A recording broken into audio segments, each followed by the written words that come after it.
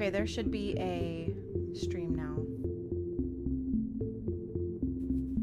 Yeah, I took it down and then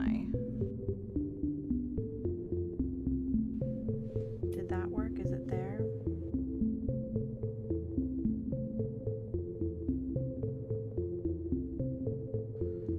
My stream does have a delay, so...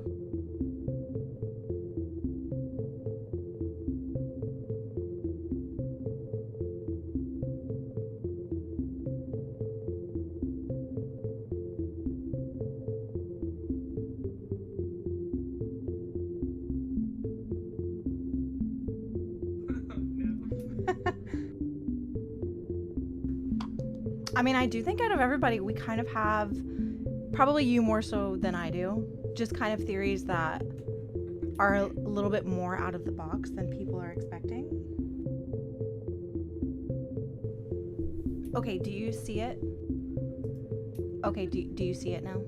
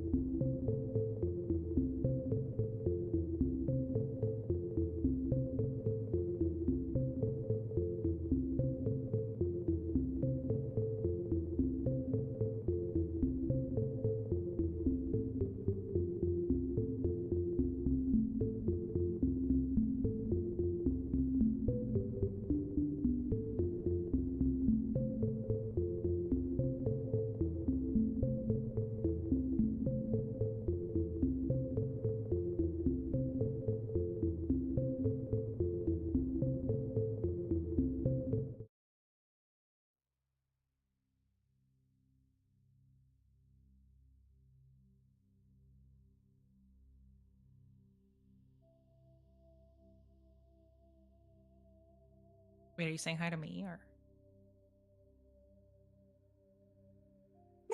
Do I have to unmute the stream?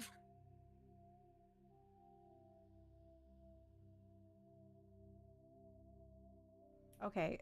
Oh wow, this is Inception. I'm seeing you open up your own thing. We're in another universe.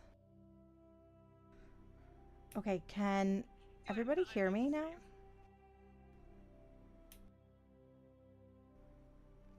Hello, can you guys hear me? Can you let me know if you hear me? Wait, You guys know I'm terrible at technology.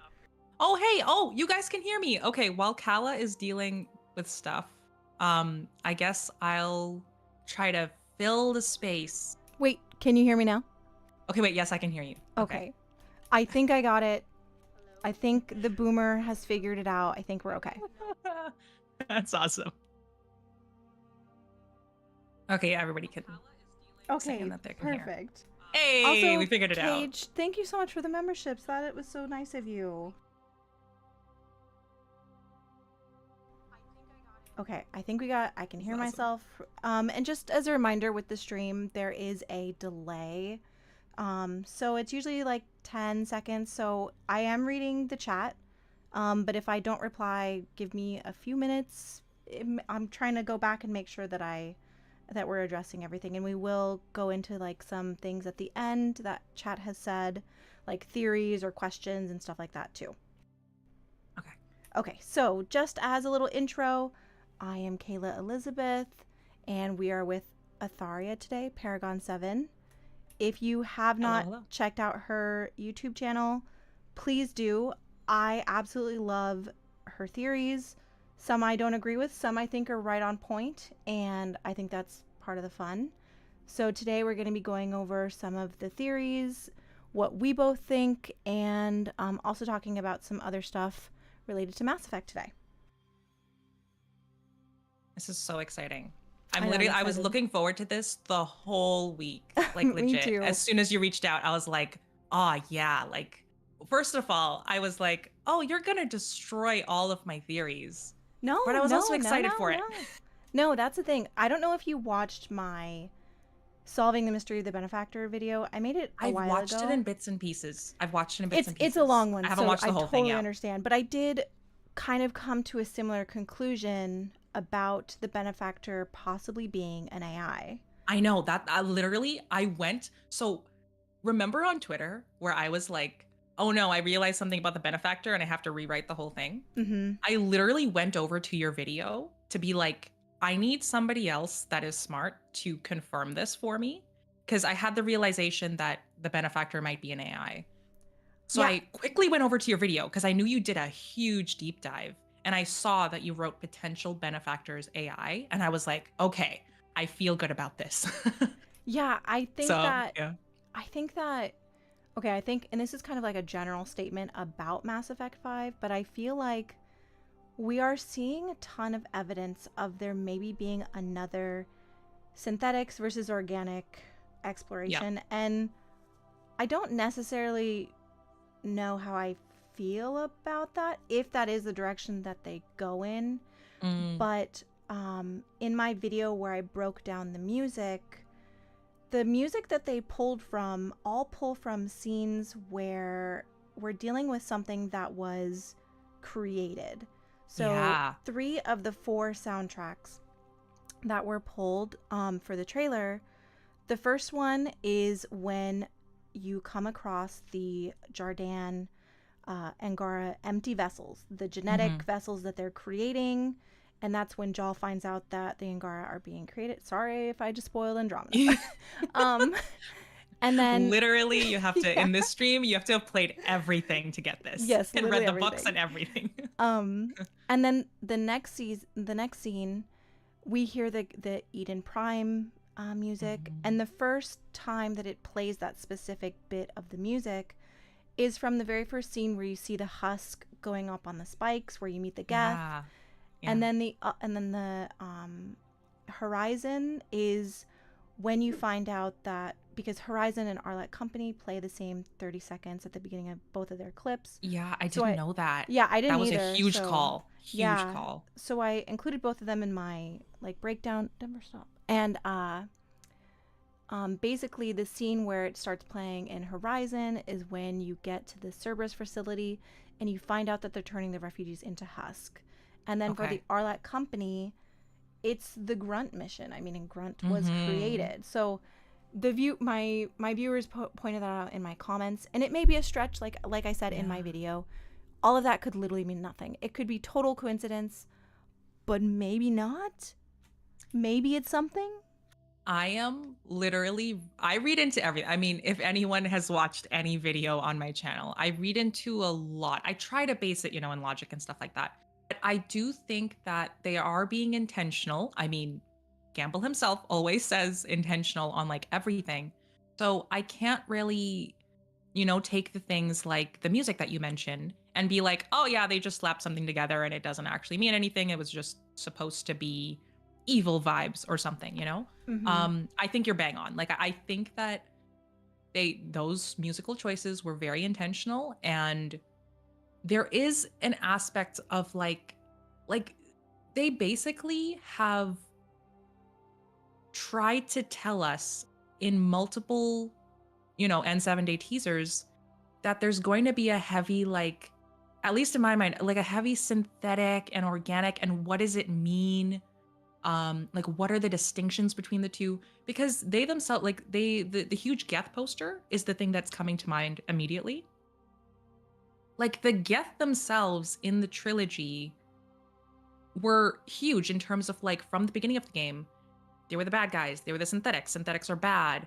But then slowly as things went on, like in Mass Effect 2, you got Legion, everyone else on board was like, oh no, yeah, like we don't want anything to do with Geth and stuff like that.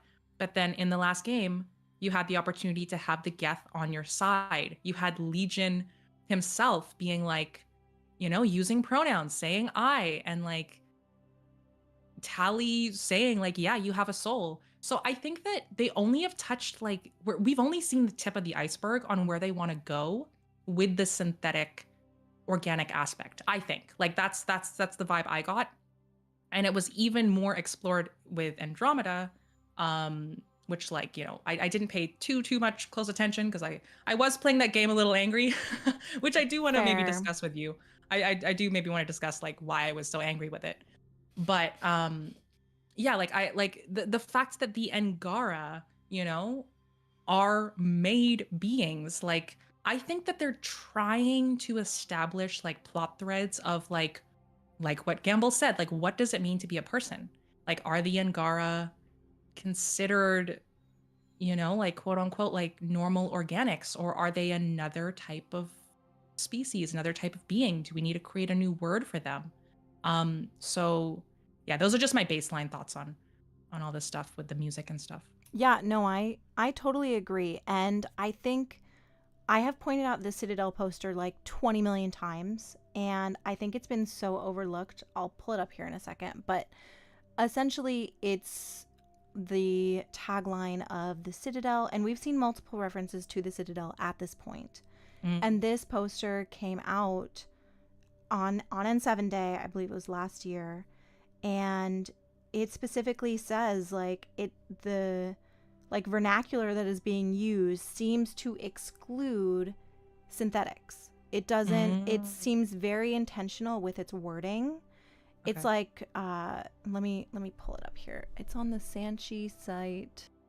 Yeah, like when you posted about it, the first time I ever saw it was when you posted about it on Twitter. I didn't know this was a hint or anything, but I'm pretty sure you're bang on. Like it's something. And I don't, yeah, Definitely. and see that's the thing is like, yes, it could be nothing. Yes, it obviously could be nothing. But Well, it with could everything, right? also be something. We've gotten literally breadcrumbs. So like to say that everything's nothing would basically to just be like, oh, we're just not going to talk Mass Effect, So I love reading Yeah. into stuff just so we And have something to talk about, I guess. so to just to clarify for those who can't really see very well, but here at the bottom it says distributed by order of the Subcommittee on External Relations in Friendship Toward All / Peace Eternal / and the Brotherhood of All Sentient Life. Okay, that emphasis on Oh boy. sentient life is what, and this looks like something that you would see like an in piece of propaganda, like an Oh yeah. in-game piece of propaganda, because that is the Citadel logo. Like that is the logo. Like obviously this is, the Citadel, the Presidium, whatever. Yeah. And I think that after Mass Effect 3's ending, there is a power vacuum. There is Hmm. instability. And I believe that part of what we could explore is the Council and essentially the Citadel trying to reestablish power. Yeah. That's how I interpret that, and that's why I think that this poster could have some relevancy, because Oh yeah. it genuinely seems like it's an in-game asset. Like the way that it's worded seems like it's from the perspective of someone in the Mass Effect world reading it. Like, it doesn't seem like it. Yeah. And it's just weird that they did this, because I don't know of other Mass Effect merchandise that are like this. So yeah, No, I just thought that was super interesting. What if they're saying like sentient life to include synthetics in a way? If that makes sense. Like, what if they're trying to, like, they're not trying to include synthetics, and they're just trying to say like, because like when as soon as you said synthetic or sentient life, Yeah, I that's thought like why. Yeah, it almost feels like a Quarian. it feels exclusionary. Yeah, yeah, like VIs wouldn't be included, but potentially the Geth, who are technically sentient, like they have consciousness. They're able to verbalize, I guess. I don't really know what the definition of sentient would be for in the Mass Effect universe, but yeah, that's interesting. That's very interesting. I haven't had a time, like, I've never actually looked at this full on, but just looking at it, it looks like the moon's also in the back there, right? So they're probably still above Earth. I was just looking at that, and is this... Okay, this is far-fetched. This is kind of crazy, but is this... Kala, you're talking to me. Okay, true. I am crazy. True. I am the unhinged theorist. You can say anything. Is this shaped like the Ezo rock that we see in the... Let me... Oh man, I'm looking at the delay, so... Give me 1 second. Sorry, my dog's barking. No worries. Okay, what I can see on stream right now is like the circle. Oh my... Okay, wait. I don't know if this is just me losing my mind, but it kind of looks like the Geth like lens flare from the poster. It does, and the picture of Element Zero has the same lens flare. Oh man. I don't know which one you're which ESO thing you're talking about. Okay. I'm pulling it up. See, I can't tell whether they just use lens flare just to use it, or whether we're supposed to read into the lens flare.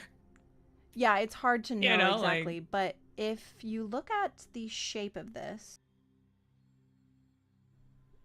they are kind of shaped the same, and they do have that weird lens flare that both the poster did, both the Geth have, and this picture of Element Zero. Goodness. Yep. So that's interesting. That's interesting. I don't even... Okay, if we had to full on read into all of this though, like, what would the significance of them, talking about ESO here even mean? So I think the relevancy of Element Zero, we've seen it in the Geth poster. Like, I'm pretty sure that's Element Zero that we see in the Geth poster. And we know that the Scourge has Element Zero. Yes. And the Scourge also has dark matter. And the Scourge is like still very much a mystery. They could really change anything around it. It's kind of the perfect plot device to connect the two games. And I think one of my like major theories is that I think there will be a relation to like dying stars in the next game, because I think that like kind of just makes the most sense based on everything that we've seen. And Gamble liked my tweet too, where I asked, is this a dying star? So that's he's very intentional about the stuff that he likes on Twitter. So for me, when I see the Element Zero, which I genuinely think that that's what this is in the back of this, I think that it could be, I mean, it really could be anything. It could be maybe the Geth telescope found something. Maybe the Geth found something. Maybe it is related to the Scourge. I genuinely don't know. Like, it's hard to connect all the tiny little itty bits and threads. But I do think that this is I didn't notice this before. I really just thought it was kind of like a white flare in the background. Yeah, no, I'm seeing it. Yeah, I'm seeing what you're seeing. Totally, there's an outline. Yeah, it totally. And like the shape is similar. So. Oh yeah, no. Yeah, I'm seeing like the outline. Around the lens flare, right near the edge of the circle. Yeah, I think you're right. That's totally an Element Zero thing. Yeah. So who knows? I mean, there's so many tiny obscure things that they've put in there that it's hard to like look at this and be like, oh, it's just a coincidence. Yeah. No, literally, if you had to like copy and paste that image over it, it would match it, I think. Because if you look at that one little You know, I would, but squiggle. I cannot get Photoshop No, to no, no. work on No. stream. It's okay. It's okay. Just do it in a later video so that I can be like, yes, I was there when Kala called it. But yeah, I was gonna say I really, really want to talk about the Geth telescope thing because that thing just it it is the most confusing thing. Have you read the comics and stuff like that? Yeah, I've read everything. Yeah. Okay. Um, I think What the hell the do you think about it? Like, what were they looking for? see that's what. Okay, and I get the Geth telescope is actually something that kind of frustrates me about the Mass Effect world because clearly it was added after the fact. Like it was Oh yeah. added to connect Andromeda to the original trilogy. It Hmm. was added as a way to explain how they were able to get to Andromeda, which, like, I get it, that's fine, Yeah. but I think they just left so much ambiguity to it that it's kind of frustrating to like read that. Like, I love the comic, it's great, but Hmm. you know, they talk about the strange technology. We talk, you know, they talk about them using it for like star charts and equations, and that they were searching for something beyond Yeah. the galaxy.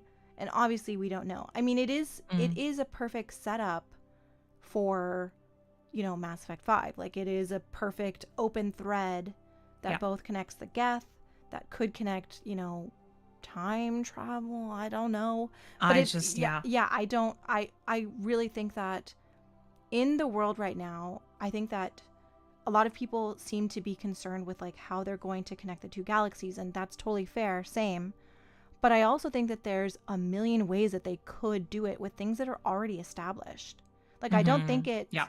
I don't think the connection is going to be that hard for them to do because I genuinely think that all the threads already exist in the game, and this Geth telescope is one of them. Yeah. The thing that has confused me because I read the comic and I assume you probably can't pull it up. I kind of want to look at it on my phone or something. I'm But gonna like, pull up I made a video on okay, it. awesome. Yeah, like when I was looking at it, it looked like the Geth were like the weird I want to call them anomalies, but I know that like in the trailer they say like anomaly readings or whatever, so I'm hesitant to call it anomalies, but the Geth were looking at anomalies that were appearing like on the what looked like the Milky Way galaxy map, which really, really confused me because they were pointing it at Andromeda. So I was just really, really lost as to whether they were like showing the Andromeda galaxy and those were the anomalies, or if okay, I'm seeing it. I'm seeing your video here. Or if like they were like I was contemplating maybe a theory on like they were looking at something in dark space, like just trying to find a random planet for themselves to live on. Like it is 100% one of those things where they put it in there and now they can do whatever they want because Yeah, it was so vague. literally This, anything. yes, this Yeah, is this is it. yeah. Sorry, I'm They've seeing it on the delay, so yeah, yeah. I think that the Geth telescope, you know, I think people think that just because we're seeing the Geth return, that it's confirmation that Destroy is not canon or whatever. yeah. And I absolutely disagree. I don't think that it matters. I think that the Geth could return in any possible situation. Like, there's so Yeah. many ways that they could write in, you know, say the Geth use this telescope to find somewhere to travel to outside of the 100%. Milky Way galaxy, that they found a way to, you know, because a major thing of the Geth storyline is self-preservation. You know, they Yeah. side with Saren to basically preserve themselves. And I think that with the ending of Mass Effect 3, they most likely already had a failsafe. Yeah. So I don't necessarily think that the endings really matter. I think that the Geth can return, whether they leave the Milky Way galaxy, whether they're reactivated by the Quarians, whether they, you know, there were a bunch of units on Haystrom that maybe, and plus like the endings were so vague, maybe Oh, only their bodies were destroyed and the actual, programming of the Geth were not. There's a ton of possibilities. And I think this Geth telescope is going to return. Yeah. Oh no, for sure. But I also think that, it wasn't like all the Geth blew up or something, because if you can see in the Destroy ending when the Asari are on Thessia, the Reapers in the Destroy ending just kind of collapse. So 100% there's like a million ways that the Geth could come back. But I really wanted to discuss this theory, and I wanted to make a full-blown video on it, but I think it'll be in the new year. So I want to voice it here for the first time, and I want to get your thoughts on it. Okay, let's hear it. So this is going to be big. So I'm just going to try to talk through it and try to figure this out. Because, I need to talk this through with somebody that actually knows what they're talking about, i.e. Gala. I will try my hardest. Okay. So I have this theory, surprise, surprise, that the entirety of Andromeda is basically just the Mass Effect team's almost like get out of jail free card. But not in the way that you think. Like, I don't think they intentionally left everything behind in the Milky Way because they were like, oh man, we screwed up. Let's just leave everything behind and just go. I think that everything in Andromeda is set up to go back to the Milky Way. And here's why. Here's the convoluted stuff. They intentionally made arcs with every single like Milky Way species put on it. But in particular, they specifically made one with like a subset of like Quarians. They only brought Krogan that were from the Nakmor clan, which lo and behold, like that's the one clan that can like supposedly like fight against the genophage, I think was the reasoning for them to like go on board. So here's my convoluted theory.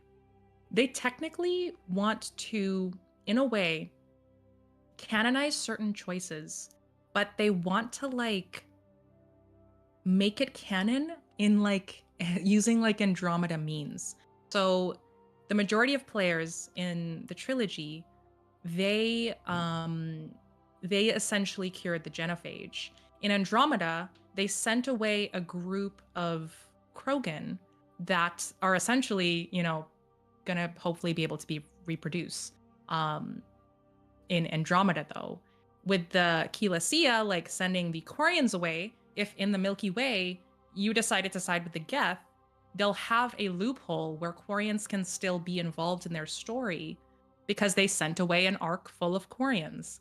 The Geth telescope, I think, is their loophole for if the Quarian, like if you sided with the Quarians and you blew up the Geth, like not in the Destroy ending, but if you literally sided with the Quarians and you decided to kill the Geth, the Geth telescope and that arc is like, oh, hey, there's a bunch of Geth just hanging out that went somewhere else and, now potentially wear clothes and stuff like that. So what do you think about that? Because I feel like like Andromeda, everyone didn't like, but was secretly or is secretly a way for them to just have a bunch of loopholes to make the endings work and to make all of our choices work, if that makes any sense. Was that coherent? Did that make sense? I have not written any of this down yet, but what do you think about that? I think I understand what you mean, and I think that the reality of Andromeda is that, and I want to be fair in my criticism of Andromeda because it does get so much hate, but Andromeda was made under really not great circumstances, just in general, from the leadership changing to the engines that were forced upon the dev team to the crunch that was like so it's hard to look at Andromeda's story in a vacuum and not take into account that you have this team that was not the core Mass Effect team.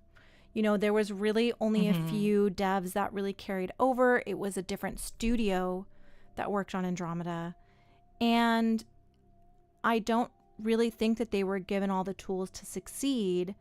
And I think that comes with the storyline too, because, they jump so far into the future as a way to not address the endings. They don't want that. Like, it's very clear that Andromeda didn't want to address the endings. Yeah. And like, I get it. Like, I understand why they did it. It was the easiest way to create a sequel, but it was also the easiest way for them to create a sequel with a team that did not work on the original trilogy. Like, majority of the devs did not. So Right. I think that I agree to an extent that, I mean, ultimately, if you play an Andromeda, yeah, there's always going to be Quarians. Well, if they make it, but there's always going to be Krogans, you know, and they Yeah. do. So yeah, I do think that there is some foundation to what you're saying, but I also think that Andromeda was also just kind of made under such complicated circumstances that it's so Yeah. hard for me to look at things as being very intentional like that versus Yeah. being a symptom of its production. Does that make sense? Right. No, 100% that makes sense. Yeah. I guess like the way that I came into the franchise, I guess, was I bought like the Legendary Edition in like 2022, immediately played Andromeda right after. So I was kind of already in the mindset of like when I met the Nakmor clan like Krogans, I was like, oh, they specifically made these Krogan like somewhat able to be, you know, reproduce and stuff like that and fight against the genophage. Um, which to me, I was just like, oh man, I think they're trying to, in a way, canonize that, you know, Krogan will eventually be able to reproduce. Yeah, no, for sure. I I mean, can't get out of my head, you know, because it's a failsafe. I mean, that's what I'm thinking. Like, yeah, no, I for guess sure. I completely agree. the one thing that, you know, I think, and I have seen this in the comments. I think Elias here said the problem with that is that they would make every decision irrelevant. Unfortunately, I think they almost have to. Like, I think that they have to, in order to have a coherent plot, they have to have loophole. Like, they basically have to pull the Rachni Queen plot in Mass Effect 3, where it's like, oh, you decided to kill the Rachni Queen? JK lol, there's a Rachni Queen clone. Like, I honestly feel like they, in order to tell a coherent plot line in the next Mass Effect, they have to, in a way, canonize certain things. And I feel like I the think I Nakmor agree clan with Krogan that. might be there like, oh look, the Krogan can reproduce because Nakmor clan. You know what I mean? Like, it just, and I feel like I'm definitely one of those people where I'm 100% okay with them, like, not necessarily canonizing a choice, but okay with them trying to tell a coherent plot line, and so needing to have hundreds and hundreds of fail safes. But I completely understand why people would be like, choice literally wouldn't matter then, right? Yeah, Because and they're choosing for us essentially. that's really the predicament of the next game is, and I think that from this year's N7 day, in Gamble's little paragraph that he wrote, it's very clear that they know that, I think that they know that they need to address the endings. Like, the way that it was worded was very like, we know you guys want to hear about the companions. We know you want to hear about the endings. I don't think that's a secret. Like, that's not a secret. Everybody wants to know what the hell. And none of those questions were answered in Andromeda. And I am actually still holding out hope that with Mary DeMarle, they will find a way to write all the endings being possible. And maybe the choices, maybe all the choices, if not a lot of the major ones. But then you have to really think about what that means. Like, if you make a game where the Krogans, like the genophage is not cured, then you're going to have a vastly different demographic of the population in general. You know, how do you populate the Citadel? Yeah, how exactly. Do you code like, that? yeah, you how have do you code to. That's like an entirely different game. Like, if you really take a step back and like look at the choices that were given in Mass Effect 3, like, and I think that with a time skip, if they do make this game that takes place in the original trilogy with at the same time as Andromeda, yeah, I guess you could be like, enough time has passed that the synthesis markings have evolved and we don't have them anymore. Yeah, like, and the Reapers that were being controlled by Shepard have left the galaxy because everything's repaired. Like, there's ways to do it. I don't think that they should do that. I would be kind of frustrated if that was ultimately the route that they took. But again, like, I understand it to a certain point, because you would have to make vastly very different games depending on people's choices. Like, Exactly. and that's like, yeah, I wish that we could have every single choice be canon, and I wish that every single choice was being able to be reflected in this galaxy. But the reality is, like, yeah, this is a game being created by people who have a time limit, who have a monetary, Yeah. limitation. So Yeah.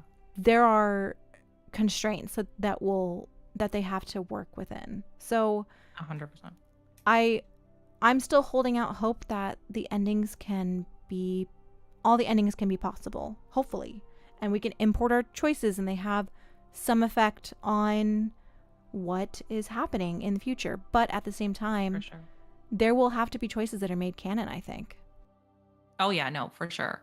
But well, like the thing that I'm trying to wrap my head around is like, everyone's convinced that everything that you need to canonize something, but that's why I think they've left these fail safes, where they're like, oh look, some Geth like kind of left, so now we can have Geth on the Citadel. Like I just keep coming back to this idea of like, how are they going to code the species on like the Citadel?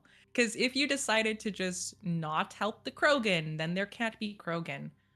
If you decided to kill off the Quarians, there won't be Quarians. So like, I think the where I'm coming at, I guess, with this Andromeda is basically just their failsafe, is because like it almost allows for a canonization while still technically keeping your choice intact. Because Yeah. if you chose to cure the genophage, then those Krogan that you see on the Citadel are your Krogan from the Milky Way. But if you chose to not cure the genophage, then the Krogan that you'll see will be from Nakmor clan from Andromeda. Like it just so it will still feel like your choice mattered. It's just that in a way they are kind of, choosing to canonize something. But 100% you are right. I don't know what they're gonna do with the endings. Like the endings are so vastly different than like everything else.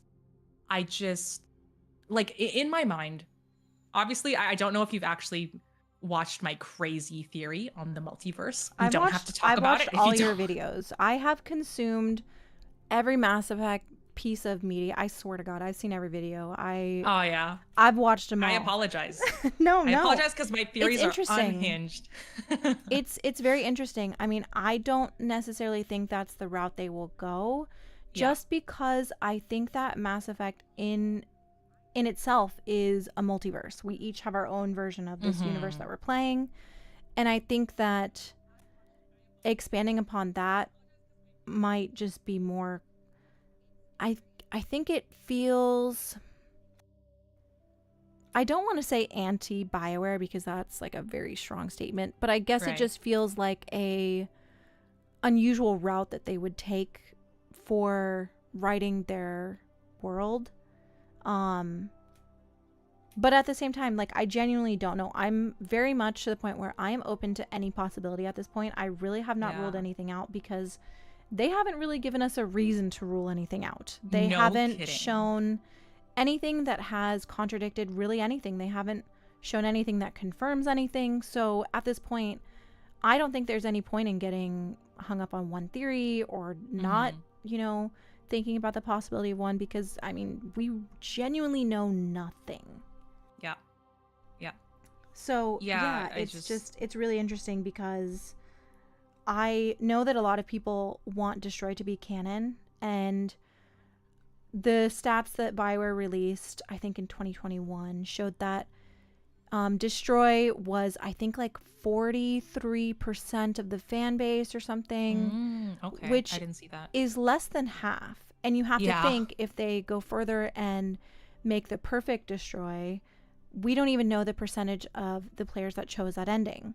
So I think that it's really hard to look at a stat of like around 40% and be like, yeah, the entire fan base is going to love this. I mean, obviously a lot of those percentages are like people replaying and choosing other endings and whatever. Oh yeah. Because I've done every ending and I know a lot of other people have.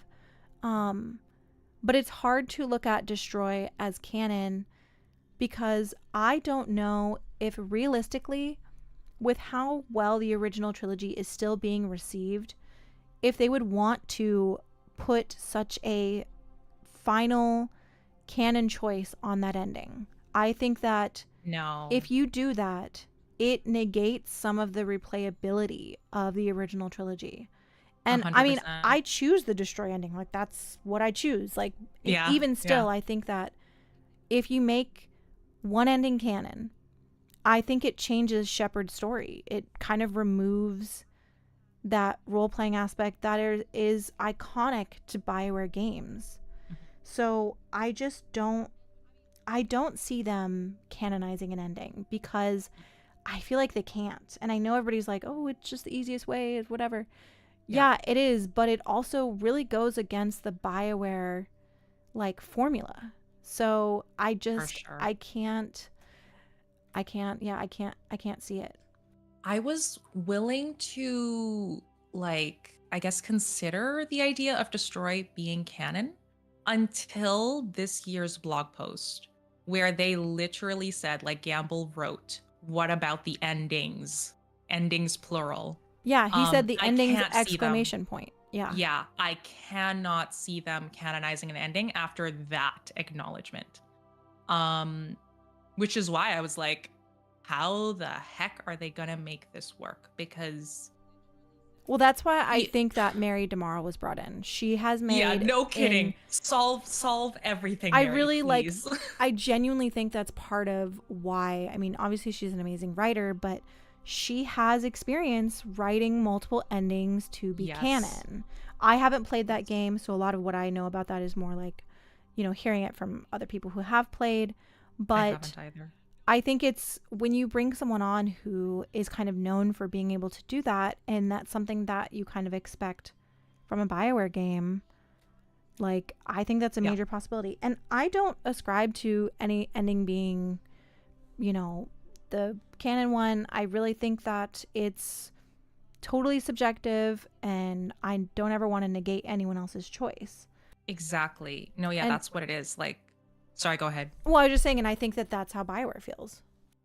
Yeah, no, I agree. Like, I don't think they know they need to value player choice, which is why they're going out of their way to create these fail safes, in my opinion. No, I agree. And I think that, yeah. And not only that, but, and I know I've talked about this several times, but BioWare is in a very precarious situation right now. They are in a very, very tight spot, not only with Mass Effect 5, but as a studio as a whole.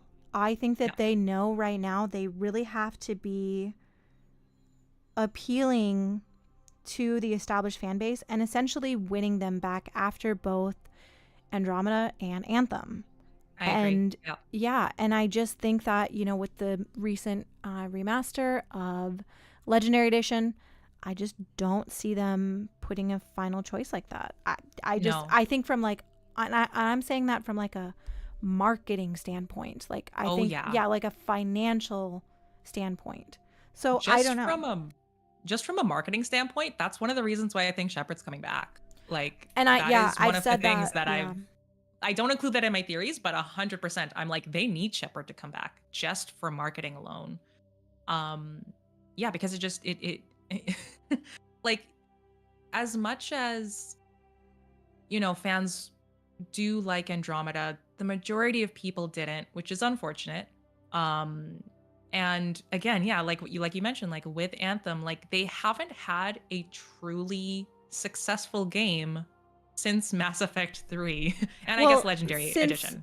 Since Inquisition got Game of the Year and stuff like that. But I mean, even still, Inquisition was known to have a hard development. There was a lot of controversy behind the scenes.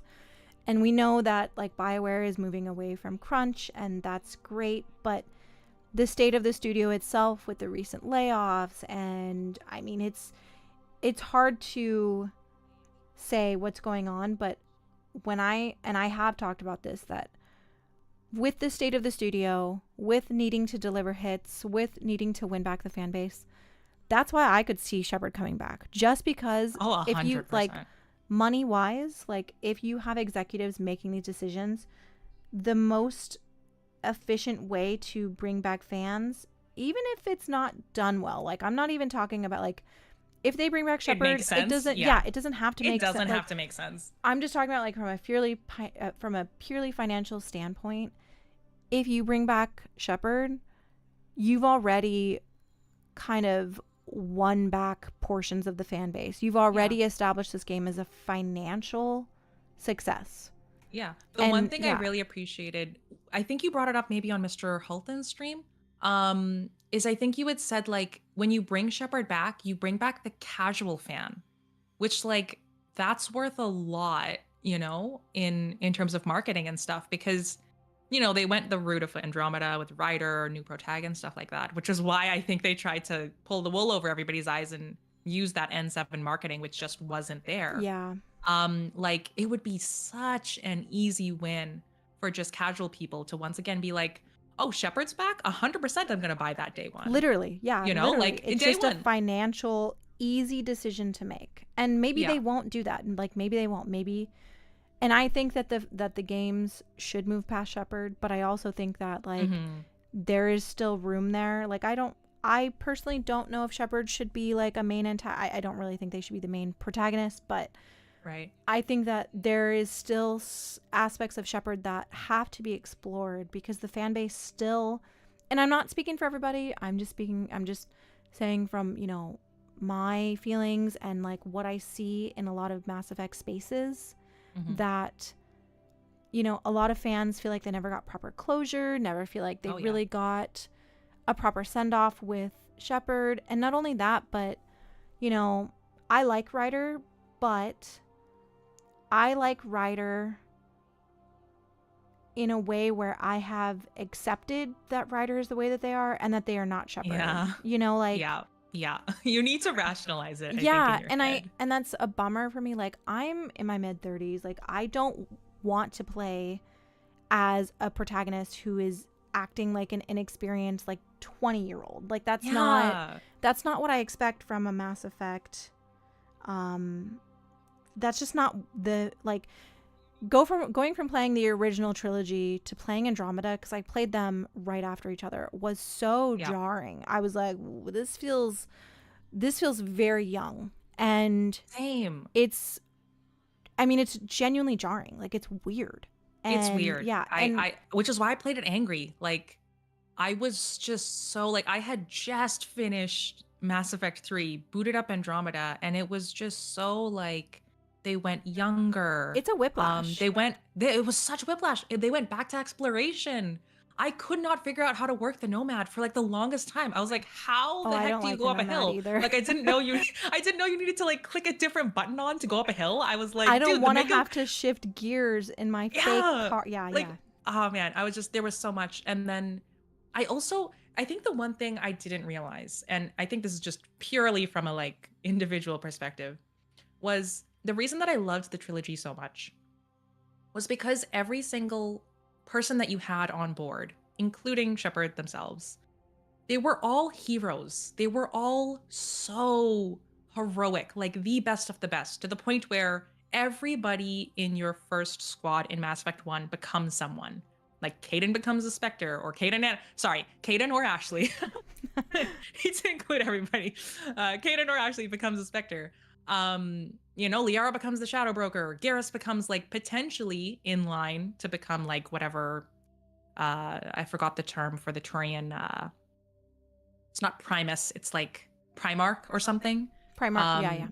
Yeah, Primarch. Tali becomes an admiral. Rex becomes the leader of his species. Like, to go from that, just a group of epic heroes, top of their class, to the Andromeda crew, who unfortunately, like, and I figured out why I didn't like them when I read Initiation. Everybody that went to Andromeda, essentially, they're not heroes. They're trying to run away from someone or something in their life, you know? Like, they're trying to leave everything behind. And I think that just that one fact of them not being heroic, of them not being, like, you know, go-getters and just like, yeah, we're gonna be the ones to, like, do this, really got to me. Like the only people that were true heroes that went to Andromeda were Gian Garson, who was a true visionary, and Alec Ryder, who literally created Sam and was like the smartest person in the room at all times. Like he was on the mission with John Grissom, you know, like through the first mass relay. They both died. Yeah. Like it felt like they were just in your face. Everything that happened in Andromeda, I was like, oh man, I can't wait to have Alec Ryder, you know, be on my team. Oh, he's dead. Oh man, I can't wait to like learn about Gian Garson and how cool she was. Oh, she got murdered. You know, like it just felt like constantly you were trapped with people and trapped in missions like with Sloane Kelly and stuff where there's a level of like extra nuance there where they're not heroic. People feel They are underqualified. yes. Yeah. Yeah, like No, I literally totally the agree. inferiority complex was the entire game. And I think that when you've established to your audience like in the trilogy that everybody loves heroes and just, you know, you want to get behind people like that.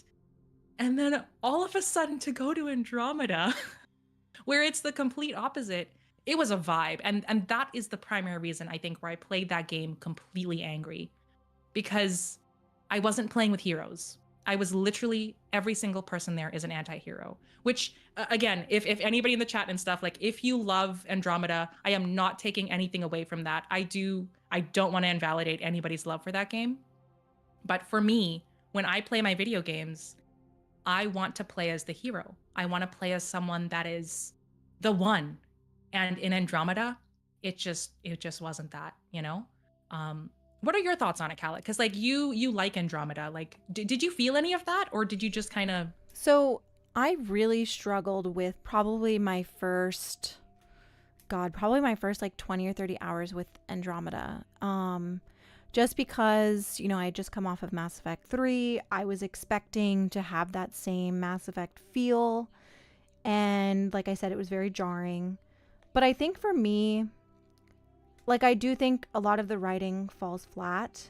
But I also just don't really feel... I don't necessarily agree that everyone is an anti-hero, but I do think that everyone is so much more bland in comparison to the original trilogy. And I think the reality of Andromeda is that it was always going to be compared to the original trilogy. That is inevitable. And it's the same 100%. thing with the next game. It will be compared to the original trilogy. Like that perfection is always going to shadow whatever comes next. It's the reality of Mass Effect. But for me, when I play Andromeda, I don't really feel like I'm playing a Mass Effect game. I don't feel the grit 100%. of the... Because when I think about Mass Effect, I think about the grit. Like, I think about the darkness of the storyline. I think the kind of the more exploration of the moral compass. I see... Yeah. And that was really, really... I'm a Renegade player. Like, I play the original trilogy and I make majority Renegade choices. And I'm not like... I obviously cure the genophage, but you can still do those choices in Renegade. But Yeah. so I also just love how... Sorry, I just want to interrupt to say you're a majority Renegade player who invited someone that called their channel Paragon7. Oh, sorry, go ahead. You're right. Yes. Perfect balance there. Yes, exactly. But yeah, I loved how old Shepard felt. Shepard felt like a hardened person, and their choices felt like they came from a place of confidence and determination and heroism. Yeah, and your characters, everybody around you was mostly competent, you know? And I think that for Andromeda, for me, while I like the game and I've played it more than once, and I am an Andromeda defender. I am not an Andromeda hater by any means. Mm-hmm. But I think that Andromeda just moved to be so young that they really stepped back from like dark storytelling and like morally complex, role-playing aspects that the original trilogy was known for. And that was my main issue with it. Right. I just feel like there was a way that they could have kept those dark things, like I had just recently rewatched the scene where Sam decides to Also, I guess major spoilers. Anyway, just major spoilers for everything going forward from all the games. Yeah. But where Sam decides to kill Ryder in order to get them out of the, weird Archon contraption thing. And I rewatched the scene, and like Ryder was joking with, It's their so squad mates jokey. beforehand. Yes. Like, I was like, why? Like, why couldn't this have been like like if that was Shepard? I was just thinking, like, it's impossible to not ask yourself, but I was like, if this was Shepard and that was like Liara and Garrus, Shepard would have been like, okay, Sam, like you're gonna stop my heart, and then you're gonna reboot it. The squad mates would have been like, what the hell are you doing? Don't do this. But instead, like, it was just like Cora was like, okay, this is what we're going with, in like a joking manner. Like, I just, the vibe, the vibe from, I guess from the top, I don't know, but it just, I really wish, like what you had said, they had kept it a little bit darker. Like, instead of being more jokey and I guess younger, trying to appeal to a younger audience, I don't even know if they necessarily did that. They did. I don't know, to just, After the game came out, Mark Dara did an interview, and he said that the game was intentionally written to reflect a CW type of show. And like, I don't know though, man. it feels apparent that they're trying to market to a younger audience. And I think on Yeah. some level that's fine. Like, if Mass Effect wants to reach out or branch out from what they know, I think that there's room in the universe. That's but fine. I don't For really sure. think it should have been a mainline game. Yeah, I don't know. It feels strange. Like, it's just from like you already have an established audience. Let's try to grow the audience, which, like, 100%, that is a great thing to always do all the time. It really felt like they threw their old audience like out the window. And that's what's Like, that's what's so interesting to me, because I think when I think of the next game, like from like a very obvious marketing standpoint, you have fans who have been with this franchise for years, decades. Yes, right? like at this point it's a very long time. Those fans are getting older. Like, they are Yeah. aging with the franchise. You would think that kind of keeping the same vein where they had this original trilogy that was like an older protagonist, but like could still appeal to younger people, but also to older people who are now, who have now established the fan base. I guess to me, it's like, I just think that the transition to a younger setting, a younger audience, was such a weird choice. Yeah, it's just an odd choice. Yeah, I found it really interesting, and just to see like Gamble say, like, I think he replied to Shinobi, like he co-tweeted, like, we're gonna do right by fans. It's like, which fans? Like, how can you make everything come together? Because, like, it's just something that I've noticed, because like I'm very new to the franchise, like literally like a year in. It feels like the fan base is very split, where you're either like gung-ho on the trilogy or all in on Andromeda, which of course that would kind of naturally happen because they've done the thing where they try to appeal to younger audiences, So how do you make one single game that brings all of that together? It just, I don't know how they're going to do it. I do not envy them with the next game. Like, No. and I feel bad for them. I do too, because they have like the weight and the pressure, not only for the game itself, but like BioWare as a whole. And I think that also applies to Dragon Age Dreadwolf. Are you a Dragon Age fan also? I have never played a single Dragon Age game. Man. It is on my backlog. I want to try to get through them all. I don't know if I can before Dreadwolf, so I can understand what is happening. But yeah, I haven't played a single second. I actually got introduced to Mass Effect from, I was a Dragon Age fan first. Oh, awesome. Huge Dragon Age fan. But it's going to be interesting to see the state of BioWare after Dreadwolf comes out, because I think that and maybe this is me being pessimistic, maybe this is me being a doomer. I think that if Dreadwolf doesn't do well, I don't know if Mass Effect is going to happen. No, I feel the same because they're still in pre-production, right? Yeah, they are. Like, From what we know as of the last update, what was that in August? That like the or wait, when was that they said that the Mass Effect team had moved over to help finish Dreadwolf, and then, you know, it's just. Hold on, give me one. Sorry, I think the Amazon driver's about to. Yep. oh no, no problem. I guess I will just fill the space. Hello guys, how are you guys doing? I'm seeing Alec, damn, she's gonna be in for a ride. I'm looking forward to my Dragon Age playthrough. I will say. I am looking forward to my Dragon Age playthrough. I've heard a lot of good things. Yeah, Adam's saying most of the ME1 characters are young and growing. Yes. No, 100%. Like, I'm not like immediately just being like down and out on like, you know, I think if Andromeda and the Andromeda squad mates got a sequel, they would have done good, especially if there was like a small time jump like they did with ME2.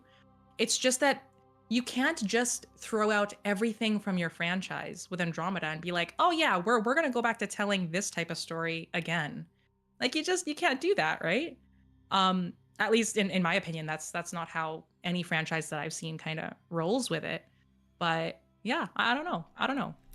I did want to just touch on something too. You know, and someone in chat brought up, where did it go? Brandon said, if Ryder's the protagonist, the game will fail miserably. Sorry, just a fact. It's not Andromeda 2. And yeah, I agree. And stop, Denver. I agree, but like not in a malicious way. Like I don't hate Ryder. no, I don't. I agree too. And I genuinely think if Ryder had been given a sequel to grow into their role, to mature some, like I think that I could have connected more with them. 100%. But you have so much of the general fan base who does not like Ryder, who does not like Andromeda, and who does not trust BioWare because of Andromeda. And like I know that people will defend Andromeda, and I have defended it a million times. I like the game. It's a good game. It has a ton of issues, but I think at the core it's a good game. It could have had a great sequel, whatever. But yeah, if you bring back Ryder as the protagonist, that is already you're already going to have people who are not going to play the game. I just think that's the reality of the fan base. And like while we're sitting here talking about it, there's also a very broad general fan base. Like if you go look up Ryder on YouTube, especially from the time that Andromeda came out, majority of the videos, majority of the articles are like negative. You know, people really hated on Andromeda. And the opinion has changed a lot since then, and it has become a more, you know, well-received game. But the general audience will have a more negative reaction to Ryder, you know, returning versus like Shepard or even a new protagonist. And I think that's so when people are like, oh, that's Ryder, I'm like, I genuinely don't think we'll ever play as Ryder again. I don't. And I don't think we'll play as them, but I do want them there. You know, like, and this is coming from someone like you say that you're like an Andromeda defender. I heavily disliked Andromeda on my first playthrough. I'm looking forward to my second playthrough, and I will probably, I guess, defend it. Because I think that what they were trying to do with it will work. Like, I think that, you know, like in my head with my crazy theory, I do think that they were trying to create a bunch of fail-safes so that they could eventually return to the Milky Way. The entire reason that I didn't like it the first time was because I thought they were just like, oh man, we totally screwed up the Milky Way. Bye, we're gonna leave forever. And I was like, oh, okay, you're just gonna leave all of these awesome people behind. That's cool. But knowing now that I think that they were like, I truly believe this, they were always going to go back to the Milky Way, not necessarily even with a time jump. Judging from all of the crazy things that they've been showing us, you know? Yeah, I think it's definitely a possibility for sure. Yeah, like the next time I play Andromeda, I'm actually going to be paying very close attention. And I think that's something that people might be forgetting is like Andromeda 2 was going to be a thing, but obviously they couldn't go through with it. So I do think there will be elements of potentially Andromeda 2 things in the next Mass Effect. And like we're seeing Angara, like we're seeing like, you know, just random stuff where it seems like they're trying to, have aspects of like synthetic, organic, all of that type of stuff. I think they're going to pull a little bit from that. Like they're not just going to toss out all of their content and just be like, "Oh, okay, never mind. Let's just, only go all in on the Milky Way." Like it's going to be the Milky Way and it's going to be Andromeda. It's going to be both. Gamble has said that multiple times. So yeah, I don't know. I don't know if I can see you scrolling through I'm looking for Gamble's tweets. I'm looking for my favorite pastime, scrolling through Gamble's tweets. I'm looking for the picture of the Geth poster. Why did he not post it? Gamble, please. But I wanted to say that, okay, I said all of that about Ryder. I don't think that Ryder will be the protagonist again, but I think we've seen Ryder's helmet. So like, oh yeah, while it's I everywhere, say, dude. yeah, like while I say all of this, like I said at the beginning of the stream, like my mind is not closed to any opportunity. Like I just think that from a marketing standpoint, from a financial standpoint, that if you bring back Ryder as the protagonist, you're going to lose a lot of people, and that sucks. Yeah. But it's true. I see it in my comments all the time. I see it. Yeah. I No, see same. it everywhere. Like, and it sucks because Tom Taylorson, who voices Scott Ryder, literally just did an interview, and you can tell he's so passionate about it. He loves the franchise so much, and I do hope that him and Frida, Sarah Ryder, can come back and maybe do a cameo or play aliens or just have 100%. some like a more positive affiliation with the franchise, because they've spoken about all of the backlash that they got, all of the hate that they got. I mean, Tom literally joked about being part of closing a studio. Like you have to think that that's like that hurt. That sucks, Yeah. So and he loves the franchise, and he has to joke about that. Like that's, I don't know. Like I guess I'm also thinking about it from a human perspective, as I'm sure BioWare is too. Like I think there was this random. I don't know if you saw this, but Gamble liked or replied to the voice actress for Ryder's mom, because Ryder's mom had said like, for Ellen I Ryder? want, like, oh man, am I gonna come back? Yeah, Ellen Ryder, like excited. And then Gamble kind of implied that she might come back in a way. I don't know if I'm misremembering that, but Do you there happen was to have something that there. tweet? I don't. This is just off the top of my head. I think it was probably from like around the time of the teaser, the 2020 teaser where Liara is revealed. Yeah, I don't remember, but there was something. There was something Yeah, there. it's really hard to say because even Tom Taylorson, when asked if he was going to return, said that he had heard rumors. And I don't think that he was necessarily implying that he was returning, but I think that he maybe knows who is returning. Oh, yeah. I didn't get that sense, but yeah, I could see that. I don't know if he was being like, oh, I've heard rumors, I'm returning. There's no, like, he definitely did not say that by any means. I think that he was more so saying like, maybe he has heard about who is returning. So I don't think that people should really take that with much weight, but I just think I think I look at Andromeda and it, like, I think over everything, it just makes me sad.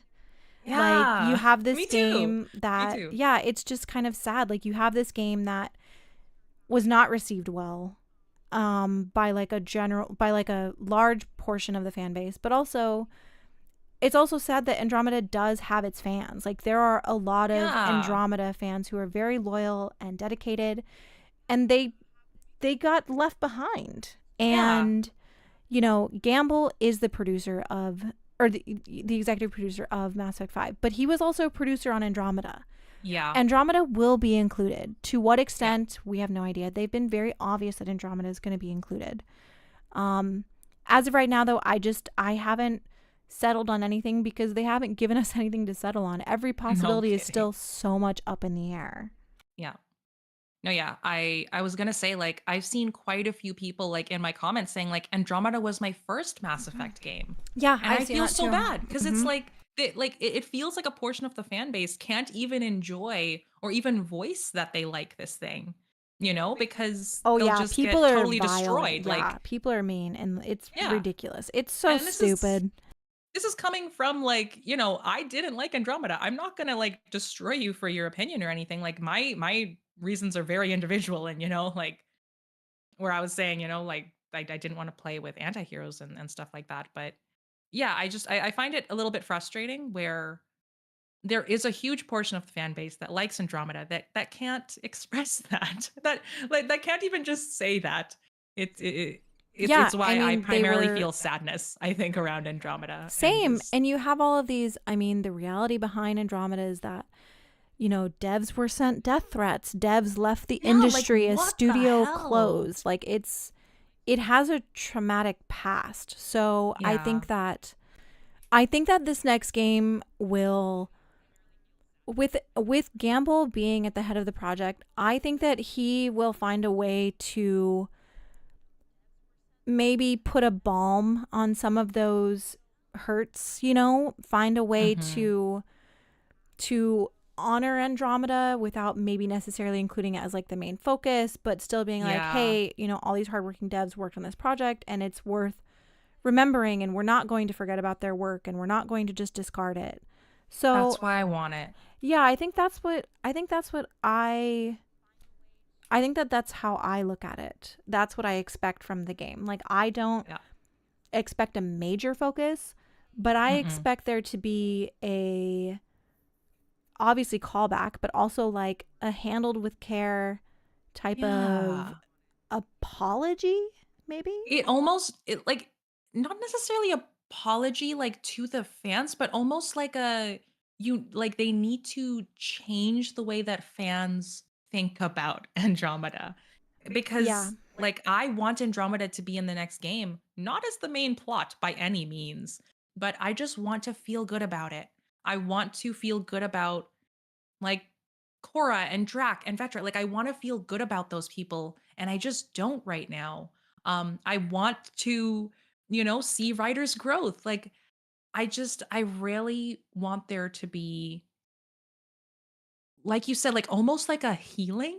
Like I don't think they need to apologize for it, but just like a reframing Yeah. Yeah, in when I said fans' it, minds. yeah, when I said apology, I meant it not towards the fan base. I meant it more Okay. like uh To the to the devs. devs whose work was essentially abandoned. Yeah. Yeah, and like the voice actors and all of that, like Yeah. all of these people that just they can't feel good about their work. Like that's the worst feeling. Yeah, I mean, literally, So, Tom yeah. was talking about how, he was so excited to work in Mass Effect and he was told that it would be a life changing experience. And it wasn't. Yeah. It, Well, it he, technically was, but it, in the bad in a way. bad way. Yeah. And yeah, that just sucks to hear. He's a great voice actor. He did an amazing job narrating the books. 100%. And so I want there to be, I want the Andromeda, even if it's just the voice actors voicing other things. Like, I don't care. I just think Yeah, that, 100%. yeah, I just 100%. think that they I want them should, to be back. I just think that they should be honored in some way. But with all of that said, I don't want to play as Ryder. I don't want to play No. as Ryder. And No, same. I also don't want to, like, I personally don't really have an interest in going to the Andromeda galaxy. I know that's No, controversial. same. I I agree. don't, and I also don't think any of the artwork that we've seen has been of the Andromeda galaxy. Same. Um so it's hard for me to, like, I guess, think about what that actually looks like. Yeah. Yeah, I don't know, it's really complicated. Again, like I It's said, so I don't envy complicated. them. Well, it's so funny because like you and me, like we're here being like, yeah, I want Andromeda to be involved, but I don't want to be in the galaxy. And yeah, I want the voice actors to be back, but I don't want to play as Ryder. Like it's so wrapped up, which is why I think there needs to be like a reframe. They need to find a way to somehow work their magic and hopefully marry tomorrow It's just I keep coming back to I trust in Mary tomorrow. Hopefully she's able to figure something out there. But Yeah. yeah, like it's just there's a lot. I wanted to bring up. Do you want to jump into like the actual theorizing, or Yeah, because yeah. I know I Let's got to talk get out of about here at your 3, so I just Oh, wanted to make okay, sure yeah, yeah. we. Wait, what time is it for you? It's 1:10 Okay. p.m. Yeah. I go Let's about 2 hours. where is my sticky pad? Okay, let's talk about your AI theory. Your Okay, the rogue recent AI one. theory. Yes, Okay, so I just watched your this is the video. main one. If you guys have not watched her video, I'm going to play it here, but I do have it muted cuz obviously we're talking. Um but essentially, or here, do you want to quickly give a recap on it? Sure. Yeah, I'm just pulling up my script here so I can just give you guys the lowdown. Okay, so basically in the theory, a lot of it pulls from Mass Effect Initiation, but the main theory's foundation was, of course, the Mike Gamble tweet, where he replied to blanking on the poster's name. I think it was a long name. But they had posted under it was in a reply to the N7 person. And they were like, so it's a person and not a robot slash AI. And Gamble said, what's a person? That was kind of the first little inkling. And in Mass Effect Initiation, for those who don't know, Mass Effect Initiation is the second Andromeda book, written by N.K. Jemisin. Go read it if you haven't. It is so good. But in that book, there is a version of Sam called Sam-E, referred to as Sammy. And he kind of contemplates with Cora, like, what it is to be a person. And literally on the same page, Cora's like, is Sammy considered a person? That's what I was reading, like literally in real time while I was going through my like, theory on like the N7, like who the N7 could be. Because fun fact, Kella, literally, I thought that the N7 was straight up going to be a enhanced human. I had a full script Oh, interesting. that was like they are an enhanced human that might have been from like homeward what is it, home away or homeward soul or whatever the hell. I had a full on script that was like, yeah, this is an enhanced human. But then I literally did the thing where I tried putting Conrad Werner's head Oh my into the god. Yeah, I helmet. saw that. It Yeah, wasn't yeah. working. I literally tore apart my script after doing that. And I had seen people that were like, if you tilt the helmet a little bit, then maybe it could resolve that. I Yeah, don't know I though. do think that the visor seems like the character is looking down a little bit. Okay, But yeah. again, the head shape The head. is Did you see the divots? I have to admit I am not a huge fan of the helmet. I like the helmet from the side, but I think that the front is a little too simplistic for my taste. Yeah, Um but I do think the divots in the side of the helmet are very weird because they're it's deep so weird. divots. How do you fit a skull in there? Like I was trying to think, like even if like some people were saying like, oh yeah, Jack could totally fit her head in there because she's, very like her cheekbones and stuff like that are very like depressed. But like besides for someone that is literally just a skull, how do you fit a human head in there? And of course, they are an N7, which is like a lot of people have said things like, oh, you could maybe fit like a Drell in there. You could maybe fit like some people are convinced you can fit an Asari head crest in there, which I don't think is possible. But I've tried every way to do this, guys. Like I can see Kala is showing you the FemShep version. The Mhm. divots on the side of the head, that little space there, that would That's where head crush a goes. human Yeah. head. Yeah, I do Like think I just it's it an doesn't make any sense, odd. which is why I think they are an AI because with the what's a person and all that stuff and trying to fit a head in there, I'm like there is no way. Like this is either a new alien or it's an AI. It's I think that they are turned down. But at the same time, I think the helmet's just odd. I A huge portion of it is missing there. It looks Yeah. I think it's cool looking, but from a practical point, again, it's weird. It's weird. Yeah. I I don't couldn't figure it necessarily. out. Like I was messing with the thing that I can see on your screen right now. Like I was trying everything to make it work and I couldn't figure it out. Yeah, You yeah, can't I fit a don't brain in know. there. But I do think what you brought up about the other aspects of the AI were pretty interesting. I don't know that I ascribe to this theory being one of the more possible ones, but I'm definitely not ruling it out just because of how, like, the thing with Gamble is he's so mysterious on purpose, but he's also Mhm. so jokey that it's hard to Yeah. tell when he's No, like I being, legit. yeah, like whether A he's trying to hundred give a hint percent. or he's just being funny. 100%. Yeah. Like all of my theories, I am willing to toss out in a second.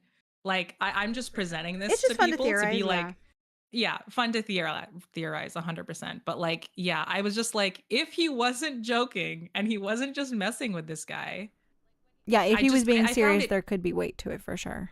I think the one thing that was just crazy to me was the fact that Cora herself literally was like, "Is Sammy a person?" I was like, I don't think Gamble was joking there. Like he, like that in and of itself, what's a person? That's very loaded in the In the franchise, massive, yeah, right? it is. No, Like I that's do loaded. think it So I is. was like, oh man, he's trying to tell us something, you know? Um, I think yeah, I but then think if for it's an AI, me, I'm just like, now what? Like an AI breached the systems alliance? Like I don't know, man. I think for It's so me the confusing. most obvious, um, just because it would make the most sense, which doesn't mean that this is what it is. Like, I'm not saying that by any means, but I think when I see that clip, I just see a human N7 and that's it. I Yeah. don't necessarily think it's like anyone in particular. And I wouldn't really think anything otherwise if it wasn't for Gamble being so intentionally mysterious. Like Yeah. not everything is as it seems and whatever the other stuff that he Yeah. said. Like the reason I originally thought enhanced human was because I was like, not everything is what it seems. I was like, literally the day after, I thought, what if it's not an N7? What if somebody breached this? And then I was looking at the teasers and I was like, hang on. We are literally breaching the systems alliance while being shown an N7, supposedly. So And that's kind of where like I truly I think I'm leaning more towards the N7's definitely fake. Them being an AI is a little bit more far-fetched because I am pulling from, a book and stuff like that. But Gamble literally said not everything is as it seems. So I just my mind started racing and I was like, this is probably at the very least not an N7. see, and I think your theories absolutely have weight, and you're pulling from these sources that I do think will have relevance in the next game. Yeah. Um, I think for me, I don't really think that it's a fake N7. I genuinely just think that they're trying to slowly introduce a new protagonist to us because I think that's really the only way you can do it with the weight that's going to be put on the next protagonist. Yeah. No, for Um, sure. I get that.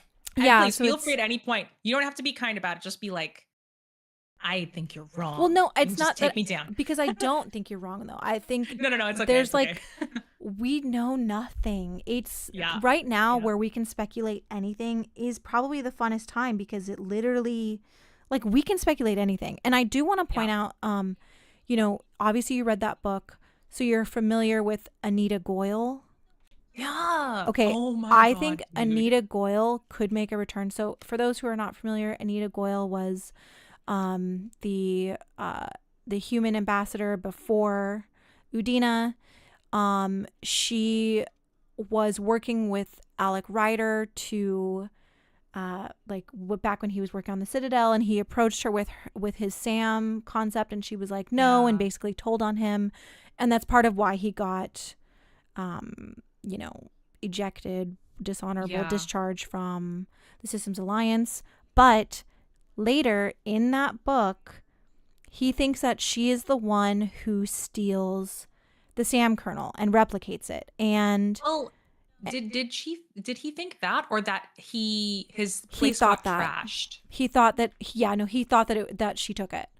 Oh, Yeah, so okay. he thinks that she took it, and she has that scene in Andromeda where he's talking to her, about the AI, whatever, and she's Yeah. very, it's very suspicious. And so I Wait, think that, she's but what I'm trying to get at here is the Human Systems Alliance was doing illegal AI research and has been known to do that twice already. We have yeah. what was happening, obviously the stuff with like, oh my gosh, what was, well, there's the Quiet Eddie stuff from the book. Yes. Quiet Um, Eddie, is it Homeward Soul or Home Away? yeah, I can't remember right now. I'm coming to a blank, but, and then, you were talking about how the Andromeda was basically like there was someone behind it doing the AI.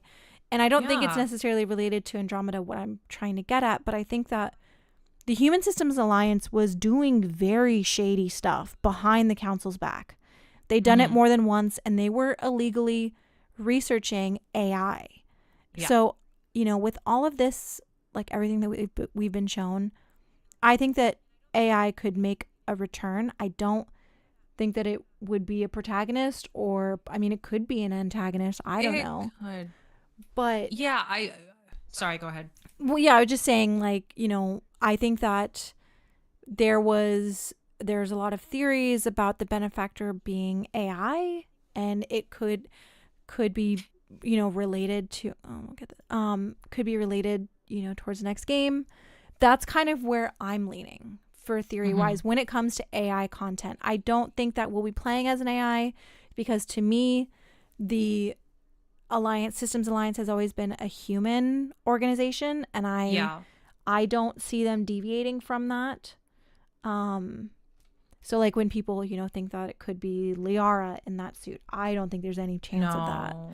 I Well, Yeah, they're an I don't see that. N7, right? Yeah. Like N7s are they're human. Like I definitely think that I don't know, like after reading Initiation, the Systems Alliance are doing really shady things. Oh yeah. Like they Yeah. are, and like if you remember the part where Gian Garson, like I read that part, like I read it where Gian Garson was talking to Cora, and then I reread it, and then I reread it because the fact that she's like there is an invisible conductor pulling the strings of the Systems Alliance, I was like, oh man, like someone's trying to screw with all of these human groups, you know? Yeah, and we're seeing that So they're being hacked in, which is why yeah. in the teaser, yeah, which is why I'm like, something's going on here where it feels like there's a connection, which is why I'm leaning towards, this person potentially being the benefactor. Like, it's a very far fetched thing where, that one is, not really based on anything we've seen. It's more just vibe. But, yeah, it felt like the same vibe of the benefactor sending the Andromeda Initiative off to a new galaxy and then ordering Gian Garson to be killed. Like it feels similar nefariousness of, oh hey, there is an N7 infiltrating the Systems Alliance, and we know that there's an invisible conductor behind the Systems Alliance. Like it feels like a similar No, I it totally, feels like a yeah, I similar agree. vibe. And there has already, like everything that we've mentioned, these are things that have already been planted about the Systems Alliance. We Oh like yeah. know that they were illegally researching AI. We know that they were doing We things knew, behind the yeah. council's back. We know that the Systems Alliance was intentionally, you know, lying, essentially Yeah. lying. So I think that there is potential there. And obviously, we know that, the N7 is. I think for me, the reason why I don't see this as an antagonist is because when I look at Mass Effect's branding is the N7 logo. Yeah, How yeah. realistically, how do you include a Change that. game? Yeah, how do you include a character in a game that is an antagonist that not only you don't get to customize, you don't get to control, but that Mhm. means that we would have to create our own character, and that means that they would have to rebrand. Unless, I mean, it'd be kind of weird if we also were an N7. Well, I Again, I don't mean, know. I Yeah, mean, I don't I'm know. It's going forward hard with Shepard to. being the pro tag, so I feel like it could be that type of thing, but it would be confusing. It would definitely be confusing. Yeah, it would be. It would be confusing. There's just. I don't know. I see the N7 as establishing that we're playing as an N7 again, and BioWare is slowly easing us into not playing Shepard again. That's how I I don't interpret it, know. and that's I'm on copium too. Like, I want to see Shepard. I do. I cried Yeah. during the second during the Oculon clip. Yeah. As soon as it Yeah. panned up, Dude, I it's a was convinced. feminine figure with an Yeah. N7 jacket. I literally started crying, and I was screaming. oh my god, I was Live. I was freaking live. I out. was screaming. Yes, I was like, it's Shepard. It's Shepard. that is literally my impression too. And I think that BioWare has to know that there is a lot of people who would think that. So I think they knew exactly what they were doing there. I think so. Like they can't say like in that one little thing that they released where they were like, "Oh, we know exactly what you're thinking. You know, what does a baby Volus look like? What about the endings? What about S S, dash?" Like yeah, they know. They they know. know. They knew exactly what we were going to think. And I feel like what we saw and with it not being Shepard hilariously has almost convinced me more that they have to do a Shepard reveal eventually. Because can you imagine if they don't? If Like they can you imagine keep if they don't? There will be outrage if they yeah, don't. I mean, I think that It's they convincing me keep more. if they keep doing what they're doing, I think you're going to get a lot of fans who feel like they're being misled the way that They Andromeda's marketing was 100%. misled. Yeah, yeah. Well, 100%. They would lose people like left, right, and center, and no one will buy the new game. And, you brought up like BioWare, they're in a precarious situation. Like, I think, I think that they're intentionally messing with us because they know they're eventually going to do a Shepard reveal. I don't Yeah, know I if don't they know. think like, oh yeah, like we showed you Liara picking up the N7 and brushing it off, like how she would brush it off for if it was Shepard. Um, like I feel like they almost were like, okay, people kind of got the right idea. There is a portion of people that are like, Shepard might be coming back. And then in each subsequent hint that they've given us, they're like trying to show us more pieces of the puzzle. Um, Even though we're all just still hung up on when are you gonna show Shepard? And I think that that um, probably sucks for them, because how do you take a franchise like Mass Effect that is so branded with the N7, that is affiliated with Shepard? How do you, like, do realistic, something like, like they this. even used N7 marketing for Andromeda. Like, they had, like, on some real level, like, you have to bring in what fans know about the franchise. Like, that is the marketing. Yeah. So when they're bringing back an N7, I think marketing. But when they bring back an N7, a lot of people, not everyone, because yes, the N7 is just a military moniker. Like, it's just a rank. Like, yes, it doesn't have to mean Shepard, but in the context of Mass Effect, it always has. Or, Yeah. Ryder, but even still, like, Well, what if they're I don't know. trying to change that? Like, what if this is their attempt at, like, if this guy is a bad guy somehow? What if they're trying to be like, hey, N7 doesn't always mean Shepard? Like you mentioned, they need to move past Shepard eventually. What if this is kind of one of those, like, we're gonna change what the meaning of N7 is? Like, we could Maybe. have an I N7 mean, baddie. You know yeah, what I mean? Like, you'd think they'd have to do a complete rebranding maybe after Andromeda. oh yeah. Like, you'd think that they would have to, like, reassess how they're going to market the games, how they're going to present the N7. And I think a lot of what they're doing now is maybe still gauging how fans are reacting to stuff, because, we know they're still in pre-production. Yeah, no, So, I understand that. I've heard the whispers of like they're just throwing things out here just to like see what happens, but like they've got to know at least the bare bones.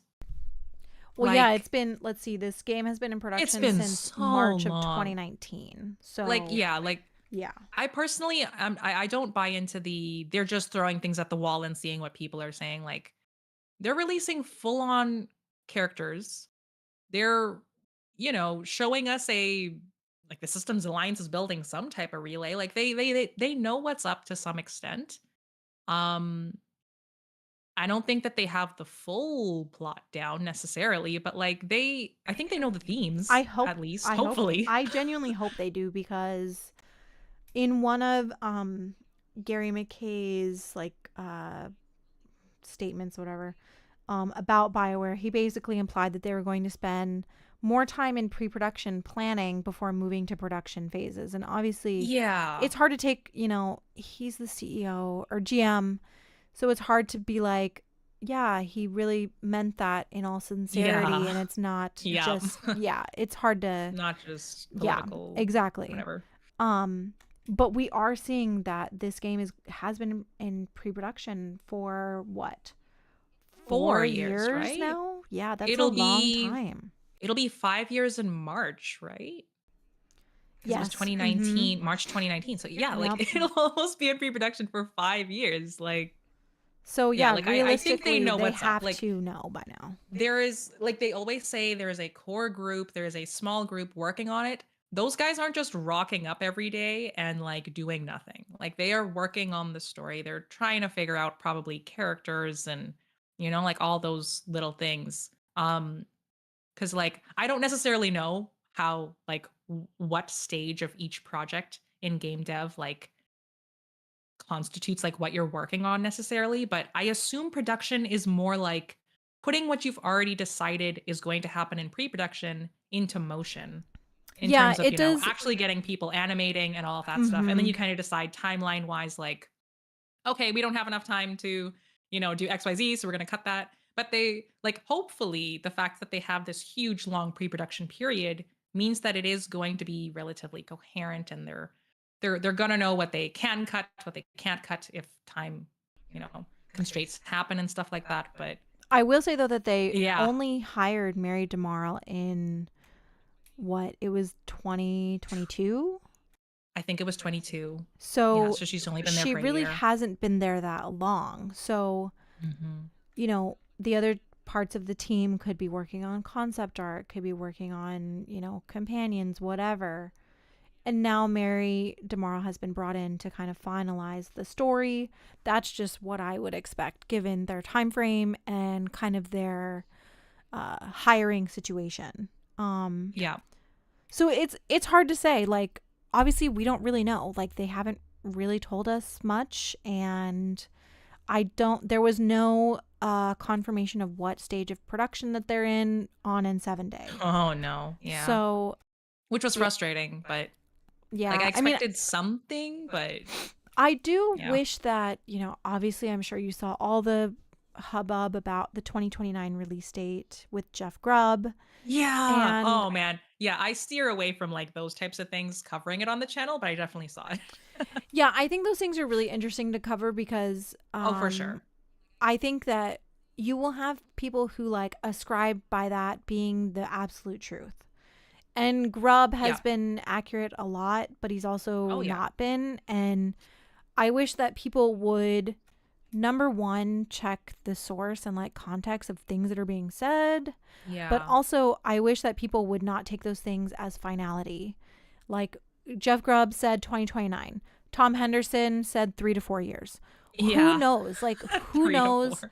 I will believe it when I hear it from BioWare, But I Yeah. do wish that, I think that what they're doing is not sustainable for another N7 day. I think that they Oh, will. for sure. Yeah, I think you're already kind of getting fans being a little upset that we don't have any confirmation of anything. And there were people who responded to him, and Gamble replied to them about Oh that yeah. specific topic. I So, appreciated that. He responded to that one person who was like, "It's not cute anymore," And yeah, he and I was think like, that "That's fair." And I was like, "Oh wow, he's acknowledging it."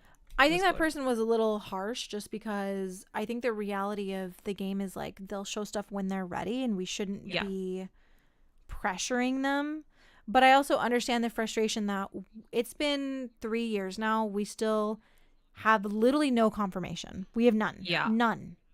Yeah. And I understand the frustration. Oh, for sure. I think that if they don't do something major, like actually major next N7 day, that it will start to turn from being angry to apathy, which is the worst possible thing that you could have in your franchise. Yeah, Um no, I totally agree. they need to give us something. Like they need to give us something really good. Like I'm hoping next year it's going to be like a title cuz like Dreadwolf will finally hopefully be out before the next 10-7 days. So hopefully we're going to get at least a title. And I don't know, I feel like personally they need to give us more of a bone in terms of is Shepard coming back? Because that's the Yeah. one thing that's really riling everybody up. Like it's like, who are we playing as? Like we don't know. And It is, and that's like the major thing. it's honestly like I've gotten to the point where it's kind of annoying where like it's fun to theorize about Shepard, but like I'm also at the point where like I just want to know. And I thought that Yeah. that's what this N7 day was going to 100%. be. I thought that they would reveal I was who this convinced. N7, like I even replied to Gamble and I was like, show me her face. And, you know, like, Yeah. and I'm all for them keeping the protagonist ambiguous if they're going to kind of do what Dragon Age does, where there's like no iconic look for the character and, Yeah. you know, they just show them as this ambiguous design so that you can role play, project onto them. I like Yeah. fine, but I personally I would prefer Mass Effect to like if they don't return to Shepard, I would still prefer them to create a new protagonist that is like Shepard, where they Right. have an iconic look that we can see them in the trailers, and they have an established identity that they can show outside of marketing, because I think that's part of the fun with Shepard. That's just my opinion though, but I also play as default Shep, so For sure. Yeah. I just I really really think that the really vague teasers and stuff like that is honestly coming down to Dreadwolf isn't out yet. Cuz if you think about it, right? If we just hypothetically said that they revealed that that was Shepard and we saw FemShep there, it would overshadow Dreadwolf. it would overshadow Oh yeah. Dreadwolf and sales would tank to the point where they wouldn't even be able to do the next Mass Effect. Cuz like can you imagine the BioWare account? Anytime they tweeted out like a Dreadwolf update or anything to do with like Dragon Age art as they always do, it would just be flooded with comments of just show us more Shepard, just show us more Shepard. So I think that they were very, very reluctant. And I think they know what they're doing. Like I think they didn't want to reveal Shepard yet. And I'm really hoping we get something next on 7 day. Because the Mass Effect community would just completely overshadow the Dragon Dragon Age Age, yeah. community And I by think far. that's totally fair. Like, They're not going to focus on Mass Effect until Dragon Age is out the door. Like that's just the yeah. reality.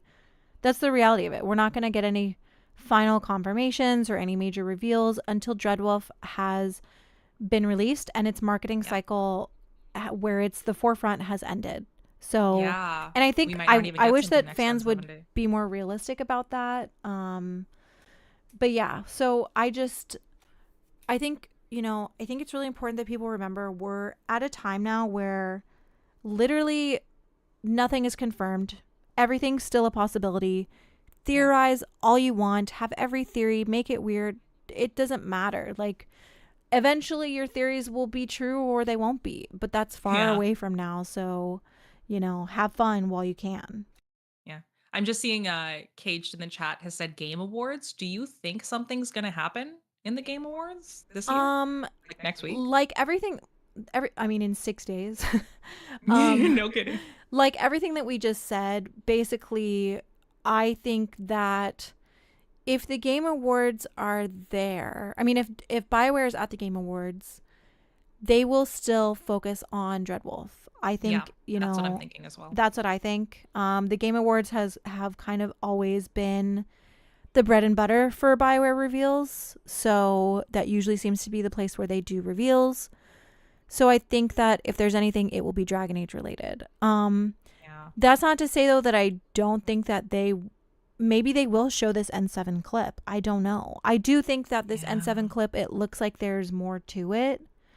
Um if they want there to be, but it is also an Yeah. in-game like render, an engine render, so I don't know, it's really hard to say. I do think that if we get anything though, for sure it would be Dreadwolf if we get anything, with Same. Yeah. maybe a Mass Effect sprinkling. They have shown both Mass Effect and Dragon Age before, so Okay. I don't know. I don't know. Yeah. I just I definitely think like I was convinced that on N70 that there was going to be more to it because at the end of Gamble's blog post he said there will be more to share but just farther away or something like that. And I immediately latched on and I was like, "Oh, they're going to give us something for the Game Awards." But honestly, like it could have just meant farther away, i.e. next year. So yeah, like I'm of the mindset of there's probably not going to be anything during the Game Awards, Mass Effect related, but hopefully, like I'll holding out potentially a little bit of hope, but very little hope. Like I think Yeah, there's like I'm a not expecting it. 2% chance, yeah, that we're gonna get something. I'm definitely not expecting it, and I don't think that anyone should be expecting it either. Like, I think the BioWare fan base has a really bad habit of anticipating things when, and I know I'm guilty of this too, but I think like people should be more realistic about what BioWare is going to show. And the reality of that is Yeah, they're going to show stuff when they're ready to show it, you know. The wait for Dreadwolf has been, I know it's been rough, but like I am of the opinion that I never want to rush a development team. I never want to, like, especially with the way that the video game industry is, where devs are being rushed and they're not being treated as well as they should be. yeah. So I never want to contribute to that. But that's just my opinion. No, So yeah, for sure. yeah, we'll see. I mean, Dragon Age Day is in 3 days, so Oh maybe yeah. maybe they will confirm or say if they're going to be at the Game Awards this year. They have in the past told us if they're not going to be there. um so that's kind of what I'm holding out for, is I want to see Yeah. what Dragon Age Day looks like. I'm a huge Dragon Age fan, absolutely massive Dragon Age fan. um so I'm very excited for Dreadwolf, but Yeah. you know I also want them to pay their devs and pay the severances. And I think that Dragon Age Day is going to be interesting because, Yeah. yeah, There's a lot around that. there's a lot of controversy around BioWare right now. And it's hard to be excited about Dreadwolf with everything that's happened with Mary Kirby For and, sure. just the team that created it. So we'll see what happens. We'll see. Yeah. And, the BioWare devs that were laid off are not calling for any type of boycott either, but they were also asking for basically visibility on their severances not being paid by BioWare. So, Yeah. it's just going to be interesting. It's hard being a BioWare fan right now because, I want No these games kidding. to succeed, but I also want the devs to be given proper payment. I want them to be treated well, Mhm. and I want them to feel like they can create these games in a healthy environment. So, Yeah, no yeah, kidding. we'll see what happens. It's it's just super frustrating because I think like from just like an outside perspective, like I really want to support Dreadwolf. I really want to support the next Mass Effect, but like you said, if the people that are working on it are just being absolutely destroyed, then it like you question it, right? Like you have to question your own fandom because of like how companies are treating the devs and stuff like that. And it really, really sucks. Like it's definitely one of those new things that I think because I never really followed like the behind the scenes like game dev stuff until I started making this channel. So I've only really, gotten into that stuff like this year, but it's such a struggle. It's Because how can you complicated. both support Dreadwolf, like how can you go out and buy Dreadwolf day one, but like try and support the devs? It's a struggle. It's a struggle. And that's why I always defer to whatever the devs are saying themselves. Like the devs are not calling for a boycott. They don't think that that is beneficial. They Yeah, want their work seen. They want, there's still a lot of devs who are at BioWare, who are veteran devs, who did work on Dreadwolf and are working on Dreadwolf. And for sure. like, you want to support them. Like I want to support Patrick Weeks and, Karen Weeks. And Yeah. there's a ton of devs that are so great with the community and, you want to support them. But like Mary Kirby, major writer of the foundation of Mhm. Dragon Age, and she's been treated very poorly. So Yeah. how do you properly navigate that? Yeah, I don't It's know. It's hard as a ridiculous. fan. Like you only have so much that you can even do anyways. We're just a fan. We don't have any relevancy. Exactly. So, Yeah. yeah, it's hard to It's say. frustrating. I just hope that, you know, I want the devs to succeed. I don't necessarily have any, like, I'm not like a, BioWare lover in that I love a Yeah, corporation, but I love for the sure. devs that created these worlds and I want them to be treated right. So Same. like I want Dreadwolf to succeed for them. Um so yeah, it's hard, and I think that if Dreadwolf doesn't succeed, I don't know if Mass Effect 5 will happen. So yeah, Exactly. Yeah. it's complicated. I guess we'll see what happens in 3 days, if anything, on Dragon Age Day. I think we'll get something big this year, just how we kind of got something bigger this year for N7 Day than we did last year. Right. But again, Yeah. we'll see. I don't think that BioWare is doomed. I know that there's a lot of doom and gloom around it. I completely understand that, and I've been very like cynical about my criticism about that aspect. Yeah. But, you know, Mass Effect Legendary Edition did very well. They've talked about it. Hmm. They've talked about how well it did, way over expectations. So they know that there's this major marketing demographic for Mass Effect. And ultimately, we'll just have to see what happens. Like, Yeah. I don't know. I honestly think at some point Jason Schreier is going to release some behind the scenes, like what happened with Andromeda. I don't freaking know. Yeah. Oh man, that would be epic. I just want the devs to Um. be treated right. I love their Yeah. work. You never want to love a corporation. You don't want to support No. the executives. That's like the reality of it. But like the devs made these characters. Real Yeah. people wrote Garrus and Shepard and Arya, and like Uh, you want to support that. You want to support the exactly. creation. So yeah. Just off of that, I'm also curious, like maybe the Legendary Edition doing so well maybe bought Mass Effect 5 more time in terms of being able to drag it out longer and being able to like for them to work on it a little bit more. But you also like maybe it bought them more time, but at the same time, like all of these devs that, are on this core team or whatever, like they are getting paid year after year. Like I just wanted to bring in the thing where you had brought up Grub saying like 2029. Like I don't see it lasting I or don't either. taking that long.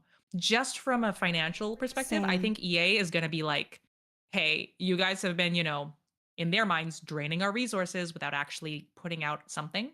I think that there is going to be like if I had to guess off the top of my head, maybe like a 2027, hopefully 2026, but at the same time, like they're still in pre-production and they haven't even announced, um anything. So that would be like a 3-year cycle or a 4-year um 4-year timeline to make the game if they release in like 2027. So yeah, I don't see it going to 2029 because just from an EA perspective, but um yeah, I want to play the game, man. Like I am just I just want to play a new Mass Effect game. It's I just totally that's how agree. where I'm at. And like Jerome mentioned in the comments, Casey Hudson did talk about, Andromeda's struggles. And I don't think it's a secret that BioWare knows that, hopefully at this point, knows what the source of their problems are. Yeah. And I genuinely hope that moving forward, we know that they're not allowing for crunch.